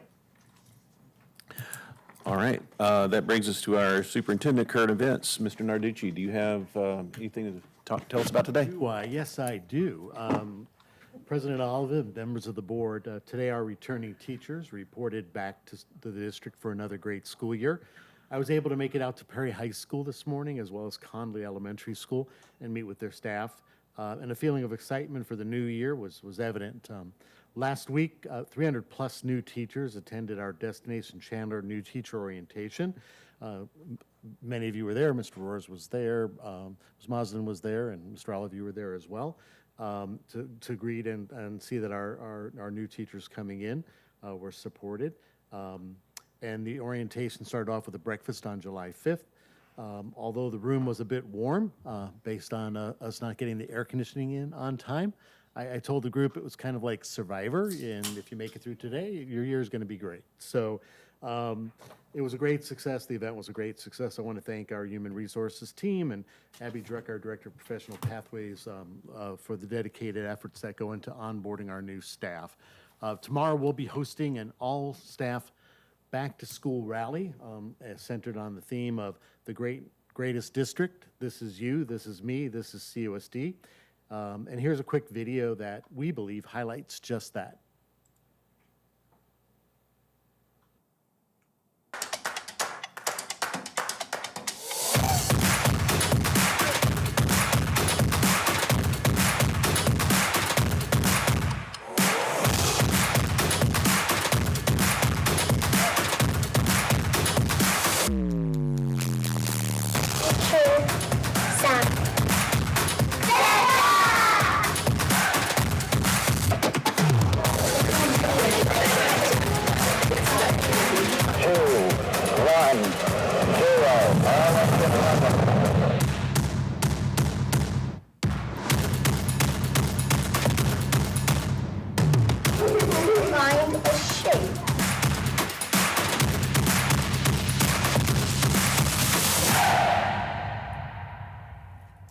I believe that a lot of that in a short sentence or two represents why parents choose Chandler Unified School District. And so another one of our marketing pieces as well. All that is actual factual footage of activities and students being involved in 21st century learning and just high rigorous and relevant activities. And so we're really proud of that. For our families that are preparing for the start of school, we recommend attending orientation events at your school, and they're all hosting them. For example, freshman orientation for Hamilton High School is this Friday, July 14th. Now, I'm not going to mention all of them, so don't worry. They're on the website. The Meet the Teacher for most of the elementary schools is on Monday, July 17th. And the best day ever, the best day, absolute best day ever, is when our students come back, and that's Wednesday, July 19th. The first day back for our students. It brings the energy and our focus back to what's really important. That's our students and our students' success. I encourage families to check on websites for information on food and nutrition, transportation, community education. We want to ensure that everyone has a smooth start of the year, and we are here to support any way we can, and everybody belongs. We know we are an extension of the community and are so honored to serve Chandler, as well as our towns of Gilbert and our town of Queen Creek. Our social media, in social media we have been running back-to-back school teacher tips, which teachers give tips to parents on the upcoming school year. They are on Facebook, they're on Instagram, they're on Twitter, and here's an example. If you have time, we'd really like you to take a moment to watch. Our teachers and staff provide great insights and information to help your child succeed and make the transition. If they're a little anxious, maybe seeing one of their teachers. Well, let's look at the video. Students in CUSD, my advice to any parent bringing a kindergartner in is to know, number one, they're always safe. We love them. We love having them. Number two, we always want you to be part of our community. So when we have volunteer opportunities or special event, we want you to be part of it. So please know that we welcome you and we want you just as much as we want your child. My advice for all incoming 7th graders is that junior high does not last very long. It only lasts 2 years, and I would try to be as involved as possible when you get into your junior high. Try to be in as many activities and sports, fine arts as you can be in, and really listen to your teachers. I think the hardest transition going from 6th grade to 7th grade is staying organized, so you really want to stay organized with your agenda. If I could give incoming freshmen any advice, especially for math class, it would be to make sure to ask tons of questions during class, come in for tutoring, and make sure to get help. Remember, all your teachers care about you, and we really want you to do the best that you can. Have your child practice writing their name and tying their shoes. Students, my advice for you is to get in the great habit of having a family member read a book to you each night. Can't wait to see you. I guess the advice of tying your shoes would be good for all ages, right? So again, there's specific ones that are out there at different grade levels, and that just giving another hand in and lending them a familiar face when they come to school and see that person and say, hey, I followed your advice. Operation Back to School is something we've done for a long time in partnership with the city and in partnership with our city. It's this Saturday at Compass Christian Church near Alma School and Germain Roads. While it's not a CUSD event, it serves many CUSD families. The students who are in attendance can receive backpacks with supplies. There'll also be a place for shoes, clothes, and then this year they're doing a really neat thing. We asked for many of you to help us by reaching out to people who can give haircuts. So they're going to have an opportunity there too for students who may not. We have some vulnerable populations we serve that who will go there and get their haircuts that day. So it's going to be really cool.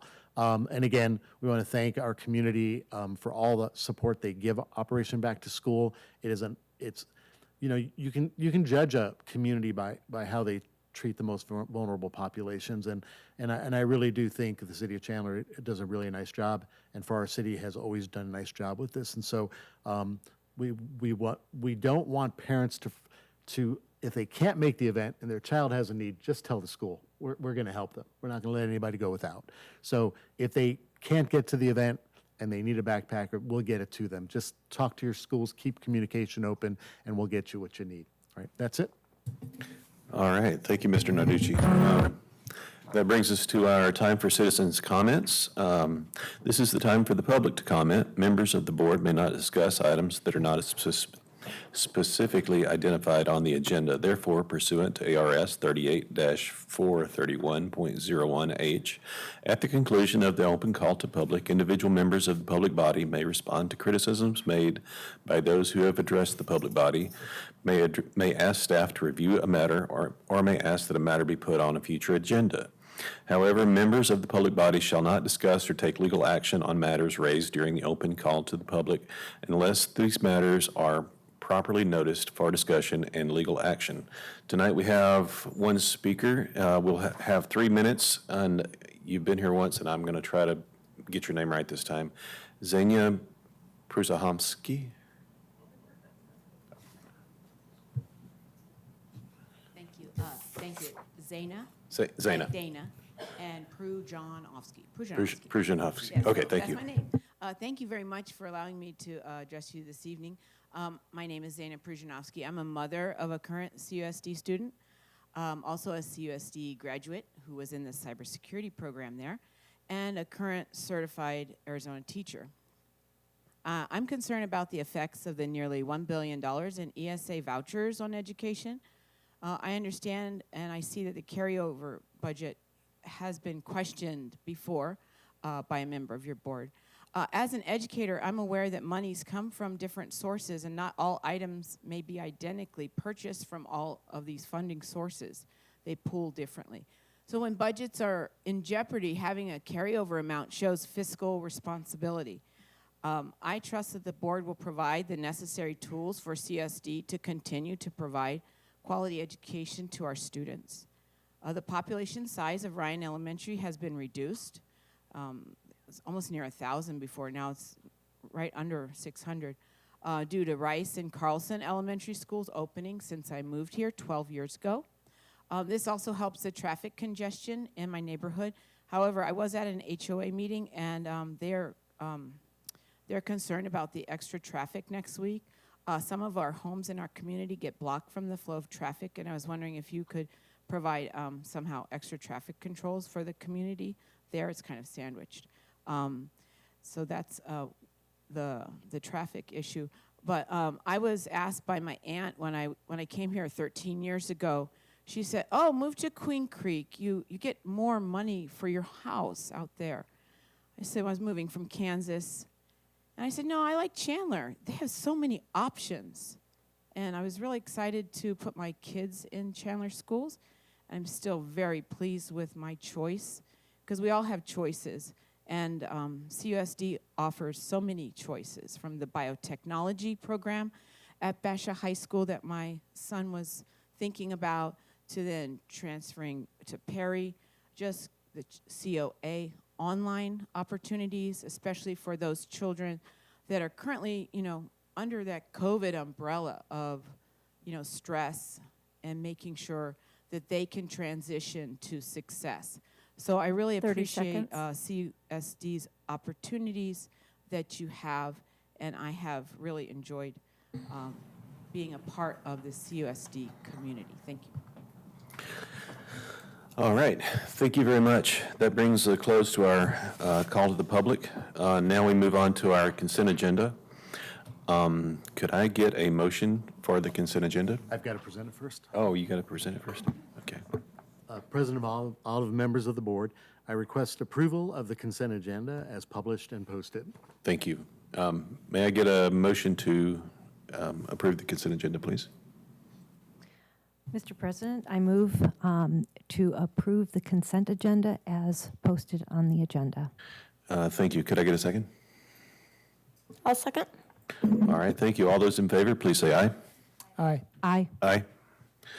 Motion carries. And that brings us now to our action items. First thing is the 2023-2024 ASBA annual membership dues. Could we get a motion on the table so that we can discuss this one? I move to approve the recommendation of the 2023-24 ASBA annual membership at 0.025% of the operational budget for a total of $14,930 and yearly fee for ASBA policy service in the amount of $5,220. Thank you. Could I get a second? I'll second. All right, thank you. Does anyone have any discussion? Mr. Roars?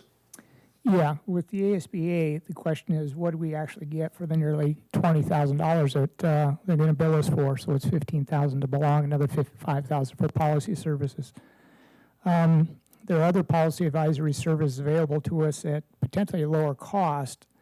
So perhaps we should do a cost-benefit analysis on these other options before we go ahead with making this commitment. Okay, thank you. I think Mr. Narducci could explain what the story is on the policy services.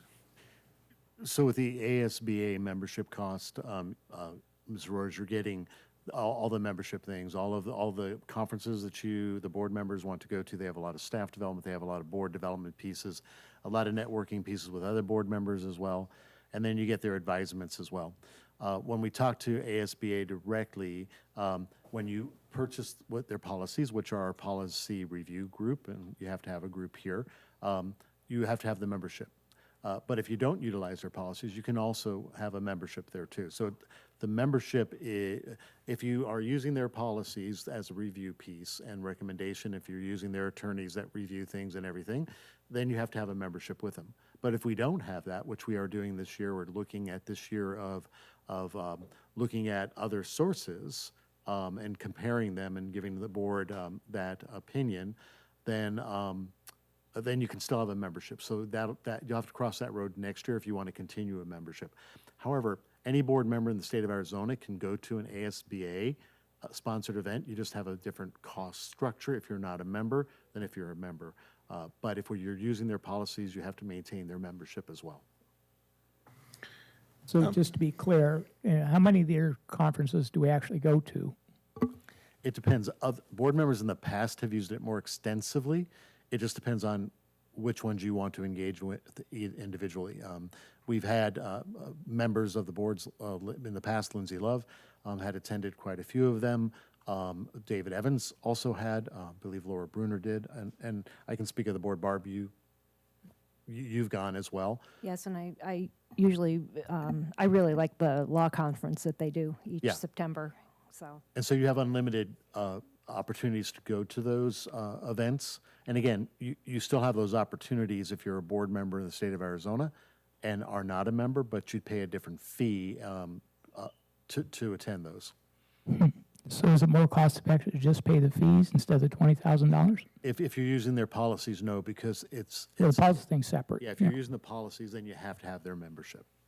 And what I have noticed over the years is that non-members, they usually have a dual fee structure for members and non-members. And I noticed with starting this year that the non-member fees were double rather than being about 25% more like they used to be in years past. So what's a typical fee? I think the law conference is something like $500 and something for members and over $1,000 for non-members. So for that one conference, we could pay $1,000 instead of $20,000? That's Well, it only with depends on how one, many that's for people go one for it. If member. five That's of what I'm you trying to all get an go, it's idea. Is it cheaper to do it ad hoc? Right, but if 5 Or of you a la all go carte. to something, it's 5,000. If you go to 4 things, it's 20,000. The cost comparison is just how much you're going to use it, and that's what the board has to decide. Right now, they are our policy. We're going to look at other policies side by side this year, but we have to have a policy vetting agency with us.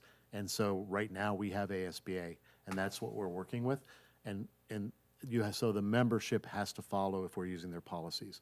If we, in the event the board decides and goes with a different policy holder or advisory, then the membership is up to you to vote whether you want to retain that membership or not. Okay, so essentially we're not ready to go another direction, so we got to pay it this year. Is that kind of the answer? Yes, because we're using their policies. Ms. Rella? I think it's worth noting the opportunities obviously are voluntary and opted in. And actually, Kurt, we both attended the new board member orientation this year. That was very helpful. They give you a handbook and help prepare you as you enter a new board, basically as a new board member. Besides that, we don't have any real orientation. So I think that's important to know. As a new board member, it's certainly a resource that I'm relying on. And I just learned recently, we should have all learned, that ASBA just got a new executive director who's actually quite known statewide because he's a sitting board member. So we now have an executive director at ASBA that's leading the work from the perspective of being a board member, and I think that's really beneficial. I'm looking forward to see the guidance that he takes with ASBA and learning more, of course. So I just wanted to point that out, and certainly we want to be responsible and having someone to lean in on when it comes to policy in the interim, even if we go a different direction in the future. I just want to also say that historically, we have had, on our board, we have had members who have been involved with the Arizona School Boards Association as officers and individuals who have really had a lot of volunteer work with the Arizona School Boards Association and have made some significant impacts both locally in Arizona, statewide, and even nationally. So there are a lot of opportunities if board members are interested in getting involved and helping other school districts and other school districts across the country. I know it's a good way to continue to, I guess, promote public education across the country. I also believe that a number of individuals here have, or staff members and board members over the years have presented at some of their conferences too. So. All right, thank you. Does anybody else have any more comments? If not, then we can go ahead and vote on this. So all those in favor of approving the dues for ASBA for annual membership, please say aye. Aye. Aye. Aye. All right, thank you very much. Next, we get to the school district annual expenditure budget. Should we get let's get a motion on the table so we can discuss this one. Could I get a motion? I move to adopt the 2023-2024 school district annual expenditure budget. All right, thank you. Could I get a second? I'll second. All right, thanks. Is there any further discussion that we didn't go over already? Mr. Roars? I would just like to make a comment. I would like to thank Lana for the very detailed presentation this evening, but it was all very intelligible, so that even though a lot of, there's a lot of moving pieces to our budget, and you covered it quite thoroughly, I do appreciate the ease of comprehension that you expressed it with. Thank you. All right, wonderful. So if there's no other discussion, all those in favor of approving the school district annual expenditure budget, please say aye. Aye. Aye. Aye. All right. I'm sorry, Mr. Rono, did we get you? Okay, thank you. Next, we get to our truth and taxation. Could I get a motion to approve truth and taxation? Mr. President, I recommend approval of the truth in taxation tax increase as outlined in the notice. All right, thank you. Could I get a second? I'll second. All right, wonderful. Is there any other discussion on truth and taxation? If not, we'll go ahead and vote on this one. All those in favor of approving our truth and taxation increase for FY 2022, 2023.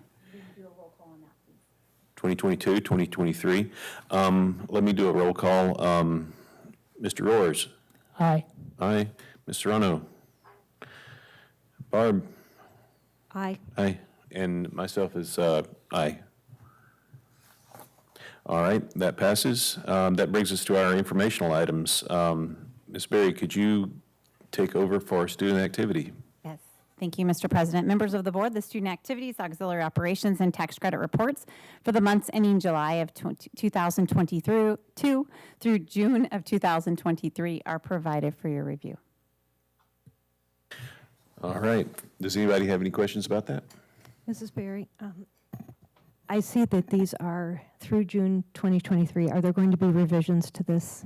Yes, great question. Thank you. Yes, there are. We are finishing paying bills through the next 2 months, and then we'll finalize everything, and then the annual financial report will be brought back to the governing board on September 27th, so it'll all be cleaned up by then. There are times where we have a teacher or an administrator who has multiple funds, a student activity fund, a tax credit fund, an auxiliary fund. There might be a lot of expenditures out of one fund when we need to move the expense, kind of like what Mr. Rohr said, asked a question. We can't move the revenue, but we can move the expenditure. And so we ultimately will move an expenditure from the tax credit account over to the auxiliary if it's allowable, to make sure we can't have a deficit in any of those funds. And so all of that has to be cleaned up before the annual financial report can be filed. But thank you for that question. Thank you. Okay, thank you. Does anyone else have any other questions? All right, thank you. That brings us to our next item of business, our design update on Galveston replacement. Mr. Dunn. Yes, good evening, Mr. Olive, members of the board. Thank you for having us. We'd like to provide a design update. Is it working? Is it on? Okay. So I have with me Srivan Ambala, and this is Visby Karangia from Orcott Winslow. They've been working with the Galveston site administration, teachers, and community members on design and development of our replacement school at Galveston, so we wanted to provide an update tonight.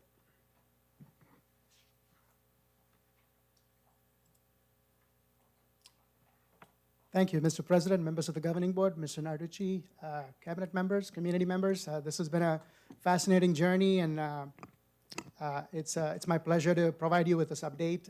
So I just want to quickly walk you through. We're not going to introduce much. My name is Srivan Ambala. I'm the principal architect. I've been involved with this process from the beginning. So we've presented a little bit of this that's very similar to the reimagination process that we went through, that we updated the board on in May. With Galveston, we went through a very similar process, much more comprehensive. One thing I'll say is this is a very engaged community, and that comes through in every bit of what I'm going to show you tonight. So this is our zipper diagram. It's what we call it. We're not going to go into it in a lot of detail, but essentially this is our front-end work. This is what we use to create engagement mechanics with the steering committee. We worked with the steering committee roughly of about 30 people, and we took them through various phases before we landed on the design concept of the direction where the project is headed. That right now is, as we see this, the zipper diagram brought us to the early design phase, the schematic design part of it. And then from there on, we've been working diligently to get construction documents, permit documents put together. So we're very close to getting that part done. This is going to be going into the city within a couple of weeks. And then construction is going to be starting in earnest with an anticipated date of occupancy roughly around fall break in 2024. Which will then follow, what will follow after that is the demolition of the existing campus and then rebuilding the fields, and I'll walk you through that real quick. So really quickly, the engagements, I'm going to breeze through this real fast. It started with some of the work, the strategic planning work that you're undertaking at the district to really set the groundwork for some of the conversations. How do we reimagine Galveston as a community-focused school that really fulfills the purpose that at the district level you've articulated. So that was the starting point of the conversation that led to a lot of polling, a lot of conversations, using some of what we call the design primer, which essentially best practices when it comes to learning environment design. And the first engagement was primarily engaging the steering community, getting them to think about some of these ideas at a broader level, thinking big, and coming up with a lot of different ideas. What works, what doesn't work, what can be set as a foundation to further the conversation about some of the strategic planning work you have been undertaking, and how can that influence what a learning environment can be. We followed that up with another meeting. There was a meeting every week with the steering committee that progressively moved the needle forward on how this new school can be reimagined without losing who Galveston is. How do we pivot that forward? So without getting into a lot of detail, thinking about the new environment from multiple dimensions, not just the space, but how do we organize for different groupings? How do we organize for time? How do we organize for differentiated learning? And so we went through a whole host of engagements with the community. The engagements were bilingual, so we had a lot of families that needed that engagement in Spanish. So our teams were prepared to help with the conversations in both English and Spanish. We helped the steering committee developed certain memorable goals that drove the conversation further in terms of a design language. And then we engaged the steering committee in various groups with little manipulatives, and they got to exercise their design, own design skills as part of this. Developed a series of options that we gathered the best ideas from all of the various options that came from the charrette activities. And ultimately, that's what led to the design that we're going to look at in a minute. So in addition to the various engagements with the steering committee, there's been a whole host of other meetings with district department staff, with Mr. Dunn and his extended staff across various departments. Security has been a big consideration, technology. We've done furniture mapping. We've met with maintenance and operations, food service, to name a few. And so this has been a pretty robust and deep process that's moving this across multiple fronts. And also focusing really on the community of Galveston and how do we think about the future history of Galveston. You know, Galveston's a school that's been around for a long time, several decades. Now how do we pivot that forward? So there's been some deep conversations about that. So that leads us to where we are design-wise. So to quickly orient everybody, so here's the existing campus of Galveston. The care center is to the far north, to the right of that picture, and the existing buildings are on the west side of campus. The current fields are on the east side of campus. So in order to maintain the current campus for the next year or so when school is under construction, the design, this came from the community charrette activity, is to design the new facility, build a new facility in the existing fields, absorb a little bit of disruption during that construction time. Obviously, athletic fields are somewhat compromised, but the team's been working with the school to make sure there's play areas, safe play areas for kids to play during construction. And once the new buildings are constructed on the east side, come back after fall break of 2024 to demolish the existing campus and then redo some of the fields, retain some of the parking that's already on site that could be used for community events that serves potentially the fields. And then thinking about the design itself, it's a 3-building design. There's the learning spaces are all consolidated in one large building on the south side, which is right around here. And then the front of the school faces Galveston with an administrative office building, and then a large multipurpose facility that provides for food service, PE space, which is sorely lacking right now at Galveston, and ancillary spaces to take advantage of some of the community functions. So I mentioned the word community quite a bit, so that has been pretty well woven into the design of the project. And one of the big assets right now with the current Galveston community is this focus on courtyard space. And there's some nice features in the current school. So the new design builds on those without losing the feel of an indoor-outdoor connected school. So every meaningful space that's got an indoor purpose, for instance, in the multi-purpose building there's got a nice performance stage to it. It's got an indoor focus. It's also got an outdoor focus, an amphitheater. The dining space in the multipurpose also has an outdoor dining space that's adjacent to it.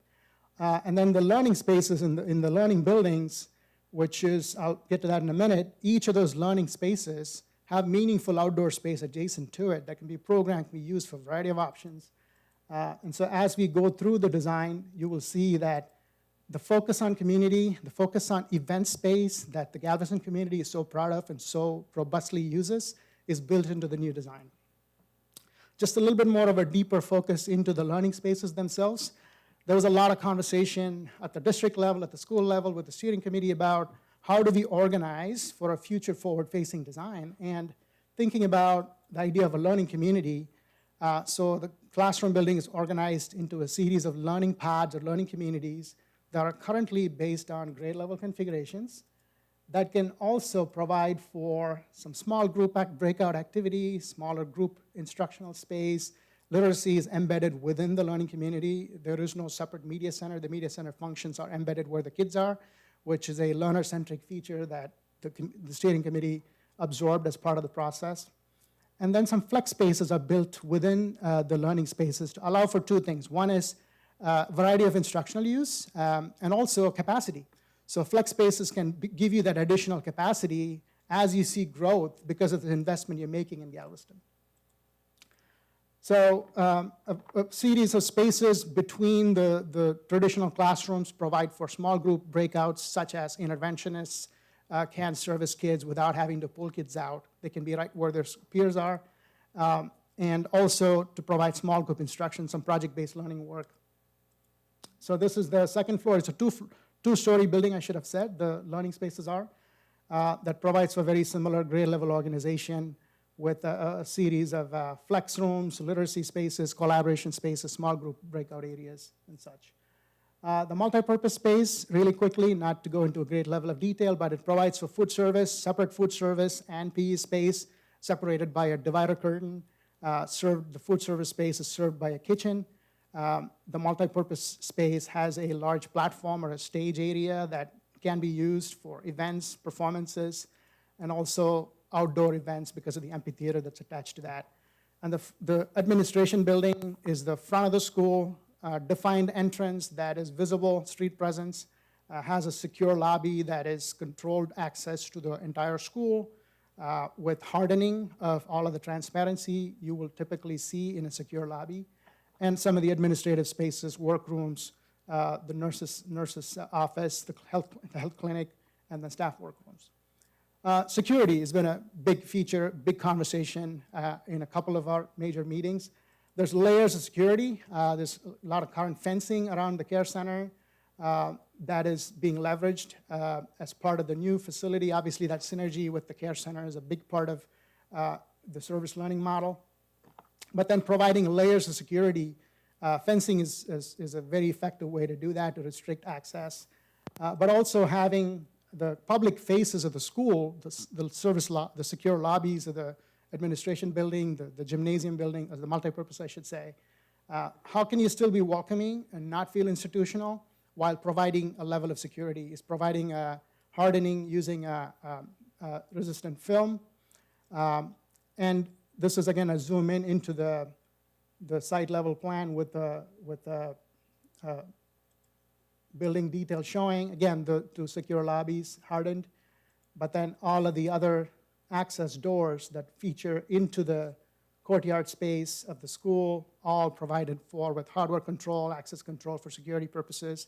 There's been robust conversations about monitoring using cameras, and also any glass that's accessible on the public side, hardened with some resistant film. So we are at the stage where this is going into the city for permits, and we're also at the stage where we're beginning to provide some color and feature to the school. Again, these are all very preliminary. None of the colors have been finalized or crystallized, just to provide a sense of scale, a sense of adjacency. So the feature of the current Galveston being an outdoor-focused school was important for the community to maintain when we pivot forward into a new school. So the team has been working closely to try to provide that, and it's not just outdoor space for the sake of it, but it's meaningful programmed outdoor space. So some quick views of using some of these features to provide for event space. There's a lot of events that happen at Galveston, trying to absorb that through the lens of the new design. So we're beginning to illustrate some of this, and as we come to you down the road, and as we continue with the design, refining some of these, we will have more definition and clarity to this.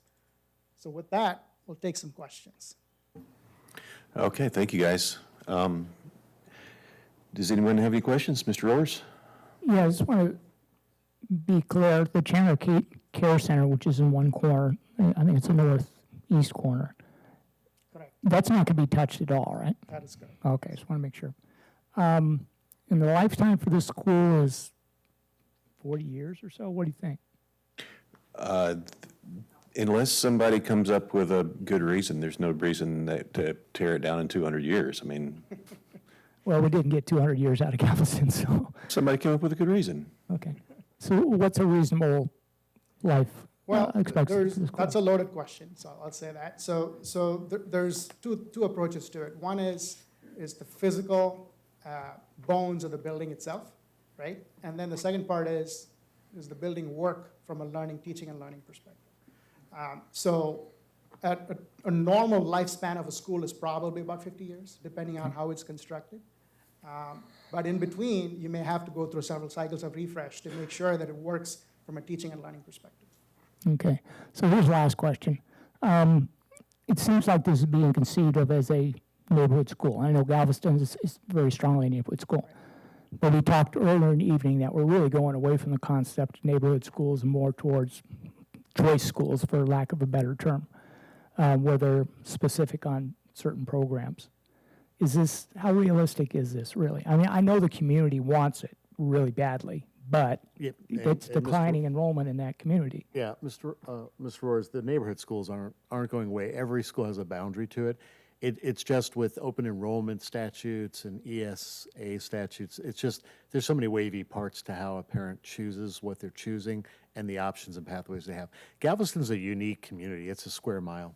The city's making big investments in that area, which we think is going to also, we look at more than just the age of a school, the fact that we can't get great technology pieces there, that Colleen has to do a lot of Band-Aids and things because of the way the building's built and the way it wasn't really built for the 21st century type of learning that we're trying to do. But Galveston being an interesting part, it's different than most of our district. In a very recessive economy, that population grows because you get multiple families that live in households in that community. It's also multi-generational. So families that have gone to Galveston still live in that community. As a matter of fact, Tony Akala, who's the principal of that school, lives in that community, and now he works in that community. So there's a very strong allegiance in that square mile of, you will go to Galveston Elementary School.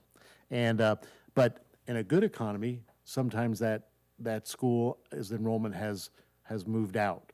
And so we didn't have some multifamily homes. So in poverty, what happens, Mr. Roars, is that people have to come home and live in the family house. And so multiple families come in there.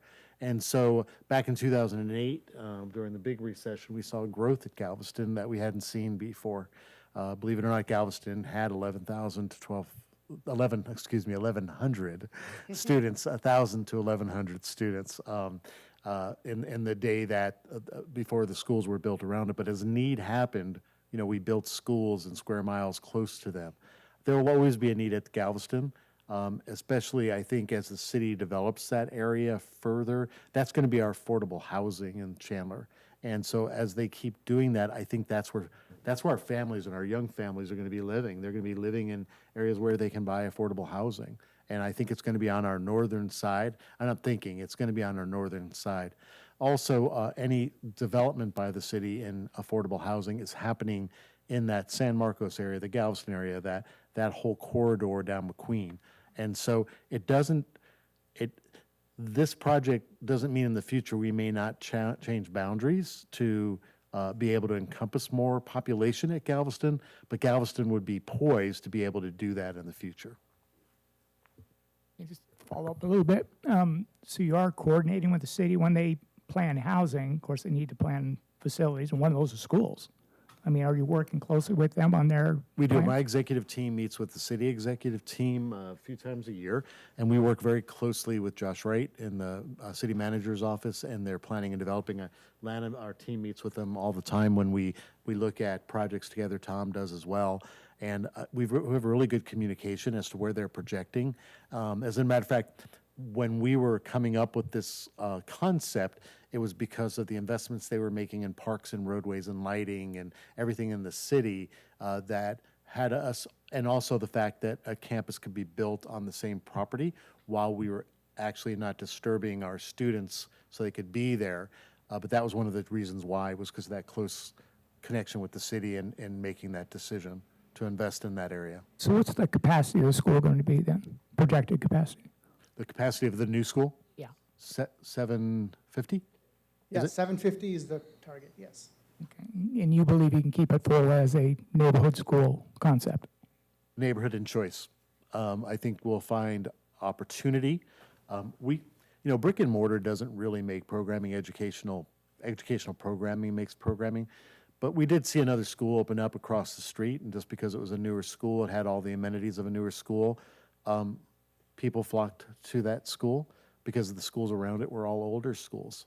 I don't know how long that lasts because we got some of our students back, but I think Galveston going into a building that the community can be proud of, that can offer 21st century learning, and that can offer environments that the rest of the district has gotten due to growth on the east side and the south side. I think that will attract students that live in that area or in that surrounding area back, and I believe we'll probably get some open enrollments too that want to be at such a learning environment. Okay, so there should be an increase of population of school-age children there, as you're anticipating. Yep, and we're Because of the also affordable looking at housing. it being a community school connected to the care center so that our resources are more holistic there, and so that our families, that care center, although it's outside the fence line, shares a common area so that there can be our health provisions and all of that as a bonus for that community and for the people that attend that school as well. Okay, thank you. All right, thank you, Mr. Roars. Mr. Ronald, do you have anything? I just didn't hear in the presentation, I think it might have been touched on in the previous one, the idea of energy efficiency thought process gone through the building. I'm assuming we leaned into that and lead best practices, but I was just curious if we had any updates with that. Yeah, so from a design perspective, we've maximized whatever energy efficiency opportunities we have. So there's a lot of natural lighting in the school, first of all. Full spectrum lighting is not just energy efficient in terms of being able to reduce artificial lighting use, but also it's important, it's meaningful for kids' growth in terms of their reading skills and their eyesight development. So full spectrum lighting is provided, natural lighting is provided in all of the learning areas. So that's obviously a passive, I would call it, energy efficiency strategy.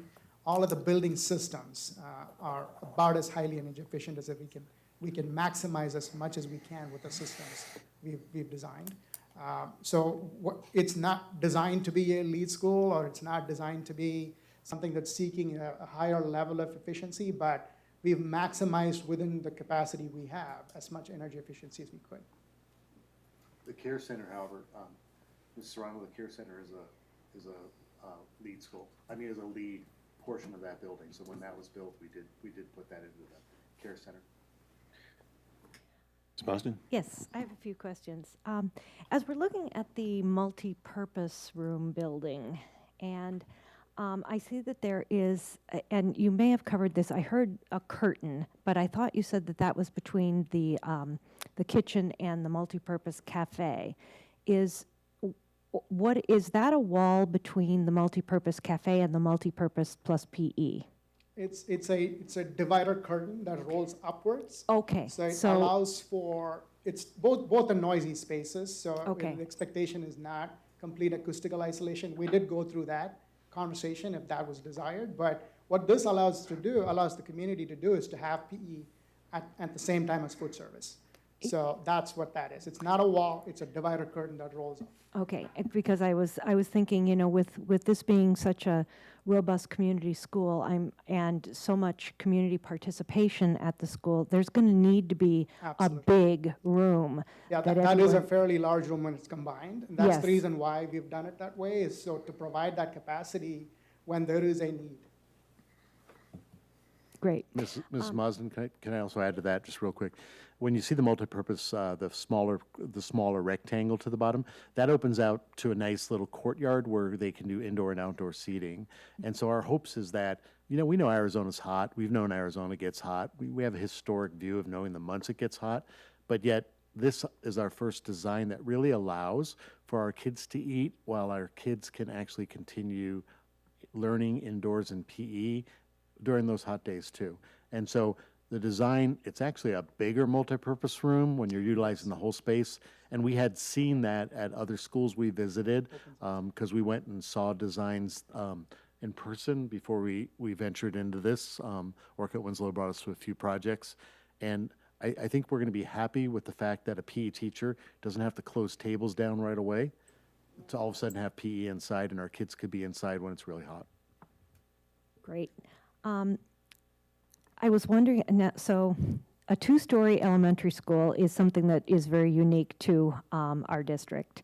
And I guess I had a few questions about that. I assume there is an elevator there for handicapped children if that needs to be, okay. And is that in the pink area or near, just to the left of the, yeah, okay. Right there. Yes, that is correct. When you were talking about the outdoor learning areas or courtyard areas for that building,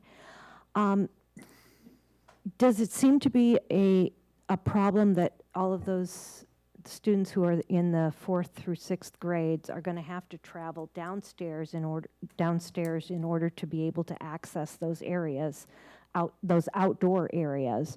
While the younger kids won't be able to do, they're right there, right on their doorstep. Right. That's a really good question. So we did talk through that quite a bit as a community. So a couple things with that. There are spaces in the second level. See, this is still the first floor.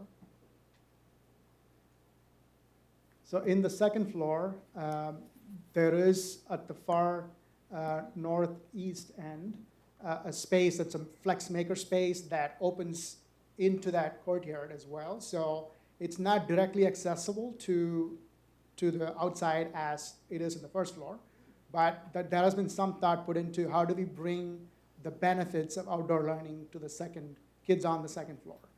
And so trying to balance the security aspect of it, and there was conversation at one point about creating balconies, but it creates a whole domino when we get into that level of providing that access. There's egress issues, there's drainage issues. So I think our effort has been to find that balance where we provide meaningful learning opportunities for kids, regardless of where they're in that building. Okay. Were you going to ask about the one room? No, go ahead. Oh, so I noticed there's no library. Yes.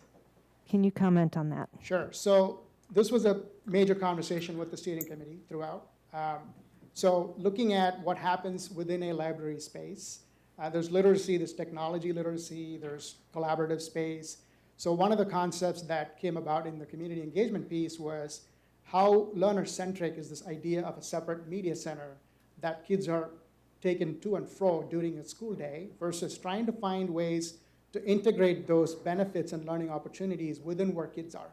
So the idea of a separate media center is sometimes a community space. That's where potentially board meetings happen in several school districts. It's places where you have businesses come in and do presentations and such. So we've provided for those functions elsewhere where you can do those large events, but the literacy component of it, the technology literacy component of it, is provided where the kids actually are. So those literacy spaces you see will serve as robust reading areas. If for the younger kiddos, having the ability to spread out with the book and being able to be supported by that with teachers and interventions, reading interventions, if you will, right where they are, is what the community pivoted to as a balance that provides that learner-centric opportunities when it comes to media literacy and reading. So I guess, and this is maybe more curriculum oriented, but will students still be checking out books, and Yeah. where do they get them from? Wasn't the really neat thing about this, and I had to be convinced on it, and I'm convinced because I talked to schools and sites where this happens, is our students now will have digital resources as well as hard resources at their fingertips when they need it, and it's not, I have to wait 6 more days till I have library time.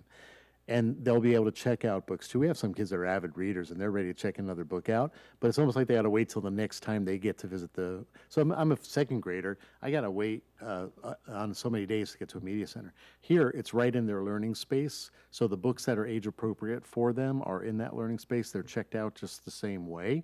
And we have a number of books that we have to have there by state statute.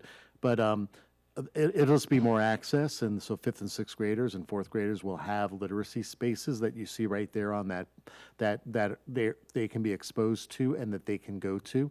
And our media position, they're more facilitating in those areas, and they do some of their book talks and things like that in rooms, and so they're more facilitating those activities. But we found, and I saw from a couple of principals, they said their kids are utilizing more resources and checking out more frequently based on the accessibility that they have to those spaces.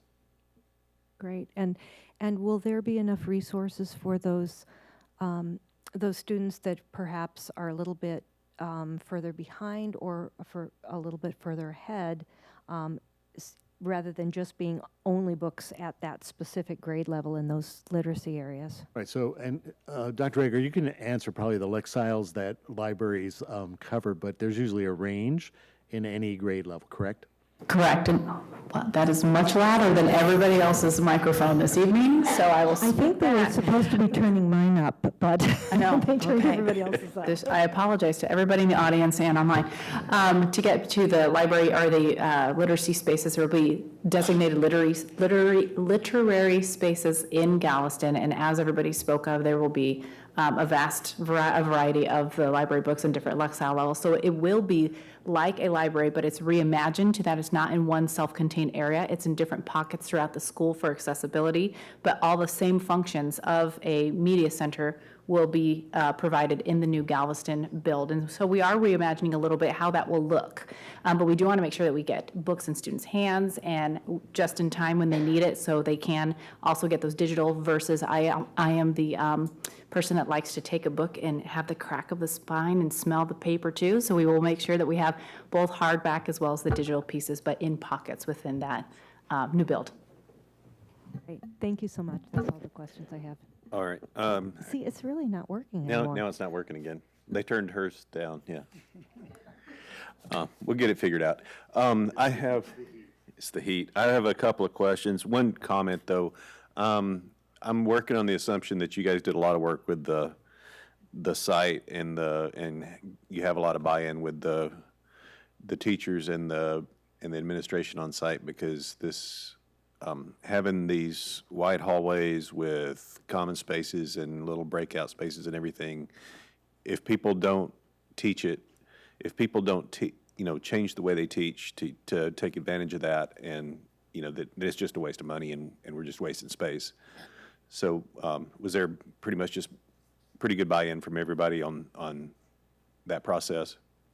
Yeah, part of the engagement has been to really think about how do some of these breakout spaces and small group learning spaces outside of traditional full instructional spaces would be taken advantage of. Okay. So that conversation has happened quite a few times.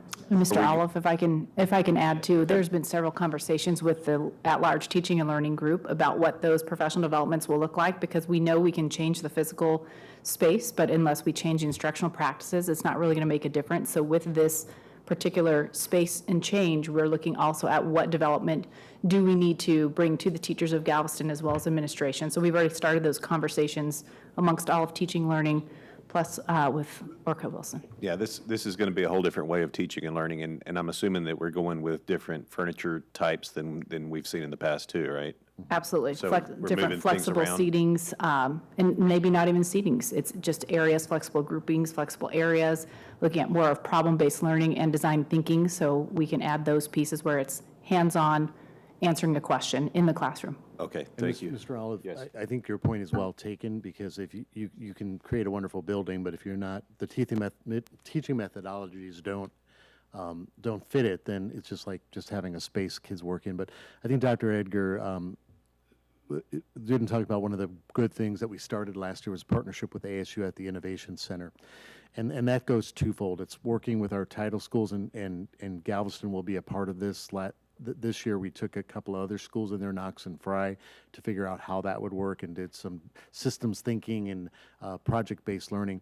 But that's also going to be a lab space where ASU works directly with our coaches and working with our teachers, so they can observe 21st century teaching, and then with their kids, and then go back and learn that. And so there's a real neat partnership that's being developed with that. It started last year in that innovation space. And so we're going to continue that so that we can have a model of learning, so that our teachers would be able to be kind of hands over, see how it's done, feel that they can go into that space and learn and be an expert with it. And so we're really looking forward to that. So there's a lot of dovetail professional development that's happening with curriculum instruction under Dr. Gilbert and Dr. Edgar. So That's great to hear. That's wonderful that you guys are taking care of that. That absolutely needs to be done with going to a different style.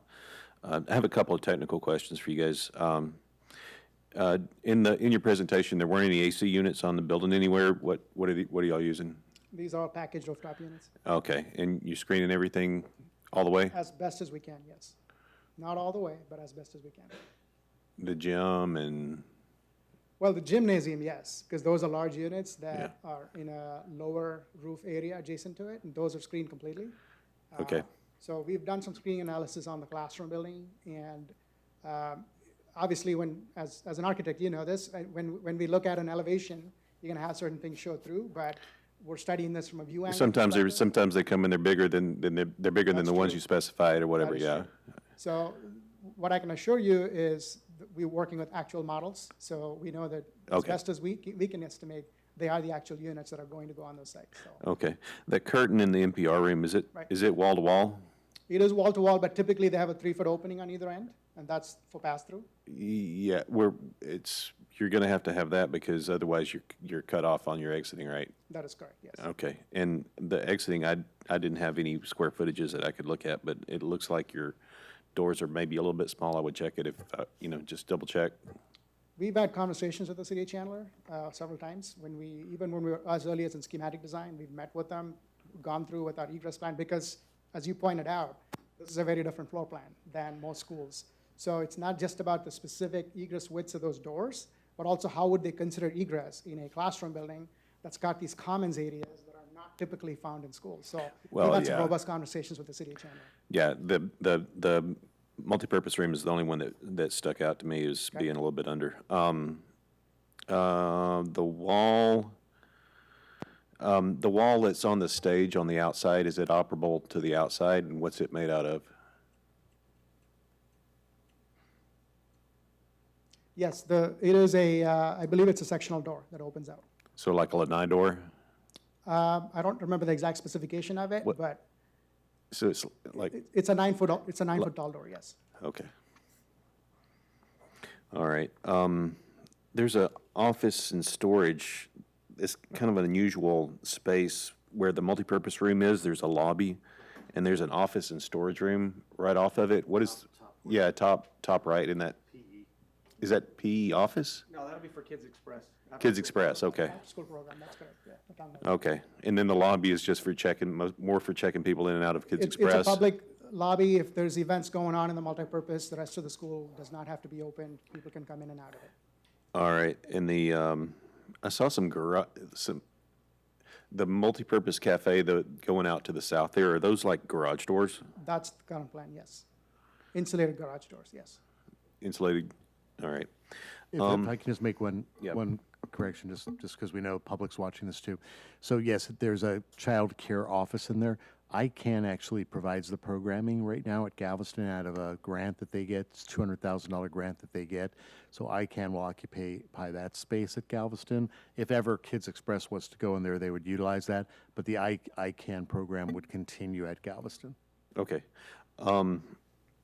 The admin, normally in Chandler schools, we have like 3 nurse cots in a nurse area that's about 700 square feet. We have 4 in here, and it looks like it's over 1,000 square feet. To me, was it intentionally programmed that way, or? It's not over 1,000 square feet, but one of the things that I don't remember the exact ratios, but at some point you're going to need 4 nurse cots.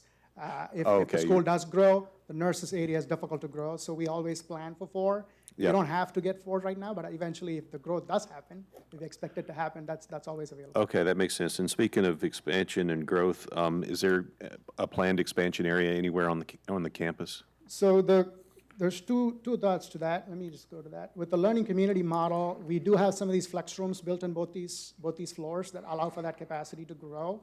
And the capacity we mentioned, 750, is at 80% utilization. That's typically not 100% utilized. It's 32 students per room. So max capacity, there's some built in as is, and there is room to the east to grow if we needed to add additional classroom space. Okay. There's on the second floor, there's a neurodiverse room, or maybe the first floor, right It's in there. both floors. Right, yeah. And then to the right, to the left of that, there's a small room. Is that just an office for teachers, or what is that? The I'm one sorry. on the south side, I believe that's a storage space. I don't think it's called out specifically. I think it's Where neurodiverse is, kind of to the left and down, yeah, there you go. This is the restroom. I think this is storage. It's my memory. It's just a storage? Yes, Okay. storage. And then I didn't see any IDF or MDF in this building. Is that, and it may not be labeled. I believe the MDF is in this building. And you know what, that might, let's see, lower level. So this is the MDF. That's going to be your MDF? Yeah. Okay. All right, that was all my questions. Thank you, guys. It's a nice design. I like it. All right. Thank you. Thank you, folks. Next thing to do on our agenda tonight is our board agenda roadmap. For some reason, we don't have it in our board docs. We don't have any special things coming up on our next meeting. We may get study sessions added. They did put in a November 15th. We're planning on doing marketing and communications. Date of our next meeting is August 9th. So marketing and communications will be November 15th. And that's all the big news there. And that brings us to our board member announcements and recognitions. Anybody would like to go? Mr. Roars? Sure. I was able to go to some really great events. First of all was the welcome breakfast that Frank alluded to. That was a lot of fun. There are hundreds of people there, a lot of new teachers, all very excited. Got to talk to a bunch of them. Got to talk to a lot of our principals all in the same room at the same time. I just had a really enjoyable morning. A couple of days later, I was able to go to some professional development training classes for our teachers, and that was a great opportunity. I concentrated on several of them, but I got a real good tutorial on IEPs, which is one of the most difficult subjects that we have to deal with here in the district. But, advance my knowledge on that by a substantial amount. And the ladies that helped me out there were very, very patient and spent a lot of time with me on that. Also attended another session on behavioral issues. Another thing that we need to address with our teachers in particular, because I know it really wears them down, but coming up with different techniques to handle behavioral issues in the classroom, I think is really going to help them. Related to that is another class that I took on classroom management. So having some senior teachers there, talking to your brand new teachers who are just at ASU. I know they've done student teaching, but in a week or so, we're going to throw them to the wolves and down in the deep end of the pool. And I know we're excited, but I also know they're also probably terrified as well. But having the supports of the senior teachers and having to walk through that stuff was extremely valuable. It was extremely valuable to me to kind of listen to the conversation. So appreciate that opportunity. Thank you. Thank you, Mr. Orrs. Mr. Ono, do you have anything today? Yeah, a couple. I actually have 3 reminders, really. So I do want to touch back to Operation Back to School. Again, it takes place this Saturday. It's always high demand. It is busy. If you go by, you will see that. Again, that's at Compass Christian Church off Alma School in Germain, and it runs from 8 a.m. to 11 a.m. Get there early and share this resource. Again, it's high demand, and I'll be there, so you can come say hi, helping out with that. As many are aware, our Chandler Care Center is integral to our community. They didn't stop helping our families over the summer, and they're now getting ready for the new school year. One of the things they're already preparing for is the holiday registration that is always in high demand once the holiday season hits for Thanksgiving. So I just want to put it out there and welcome any donations. Last year, we all know what the prices at the grocery store look like, and they actually got the lowest amount of donations they'd seen in years last year. So that means that their supply is now low, and they keep the food pantry open throughout the entire academic year. So if you could help push any kind of food donation drives, please feel free to contact the Care Center so you can help them out. It's general stuff. They have a list actually posted of essentials that could be needed. But please consider donating anything that you can and helping with any food drives. And then lastly, because it is the beginning of the school year, we need volunteers. Our schools still operate off of people volunteering. You don't necessarily have to have children.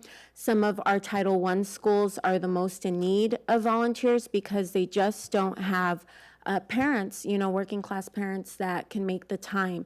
So consider donating some time at your local school. Our Art Masterpiece program is one of the most needed in volunteers. I used to do it at my kids' elementary school, and it really is fulfilling. So consider volunteering at your local school in CUSD, please. Thank you. All right, thank you, Mrs. Serrano.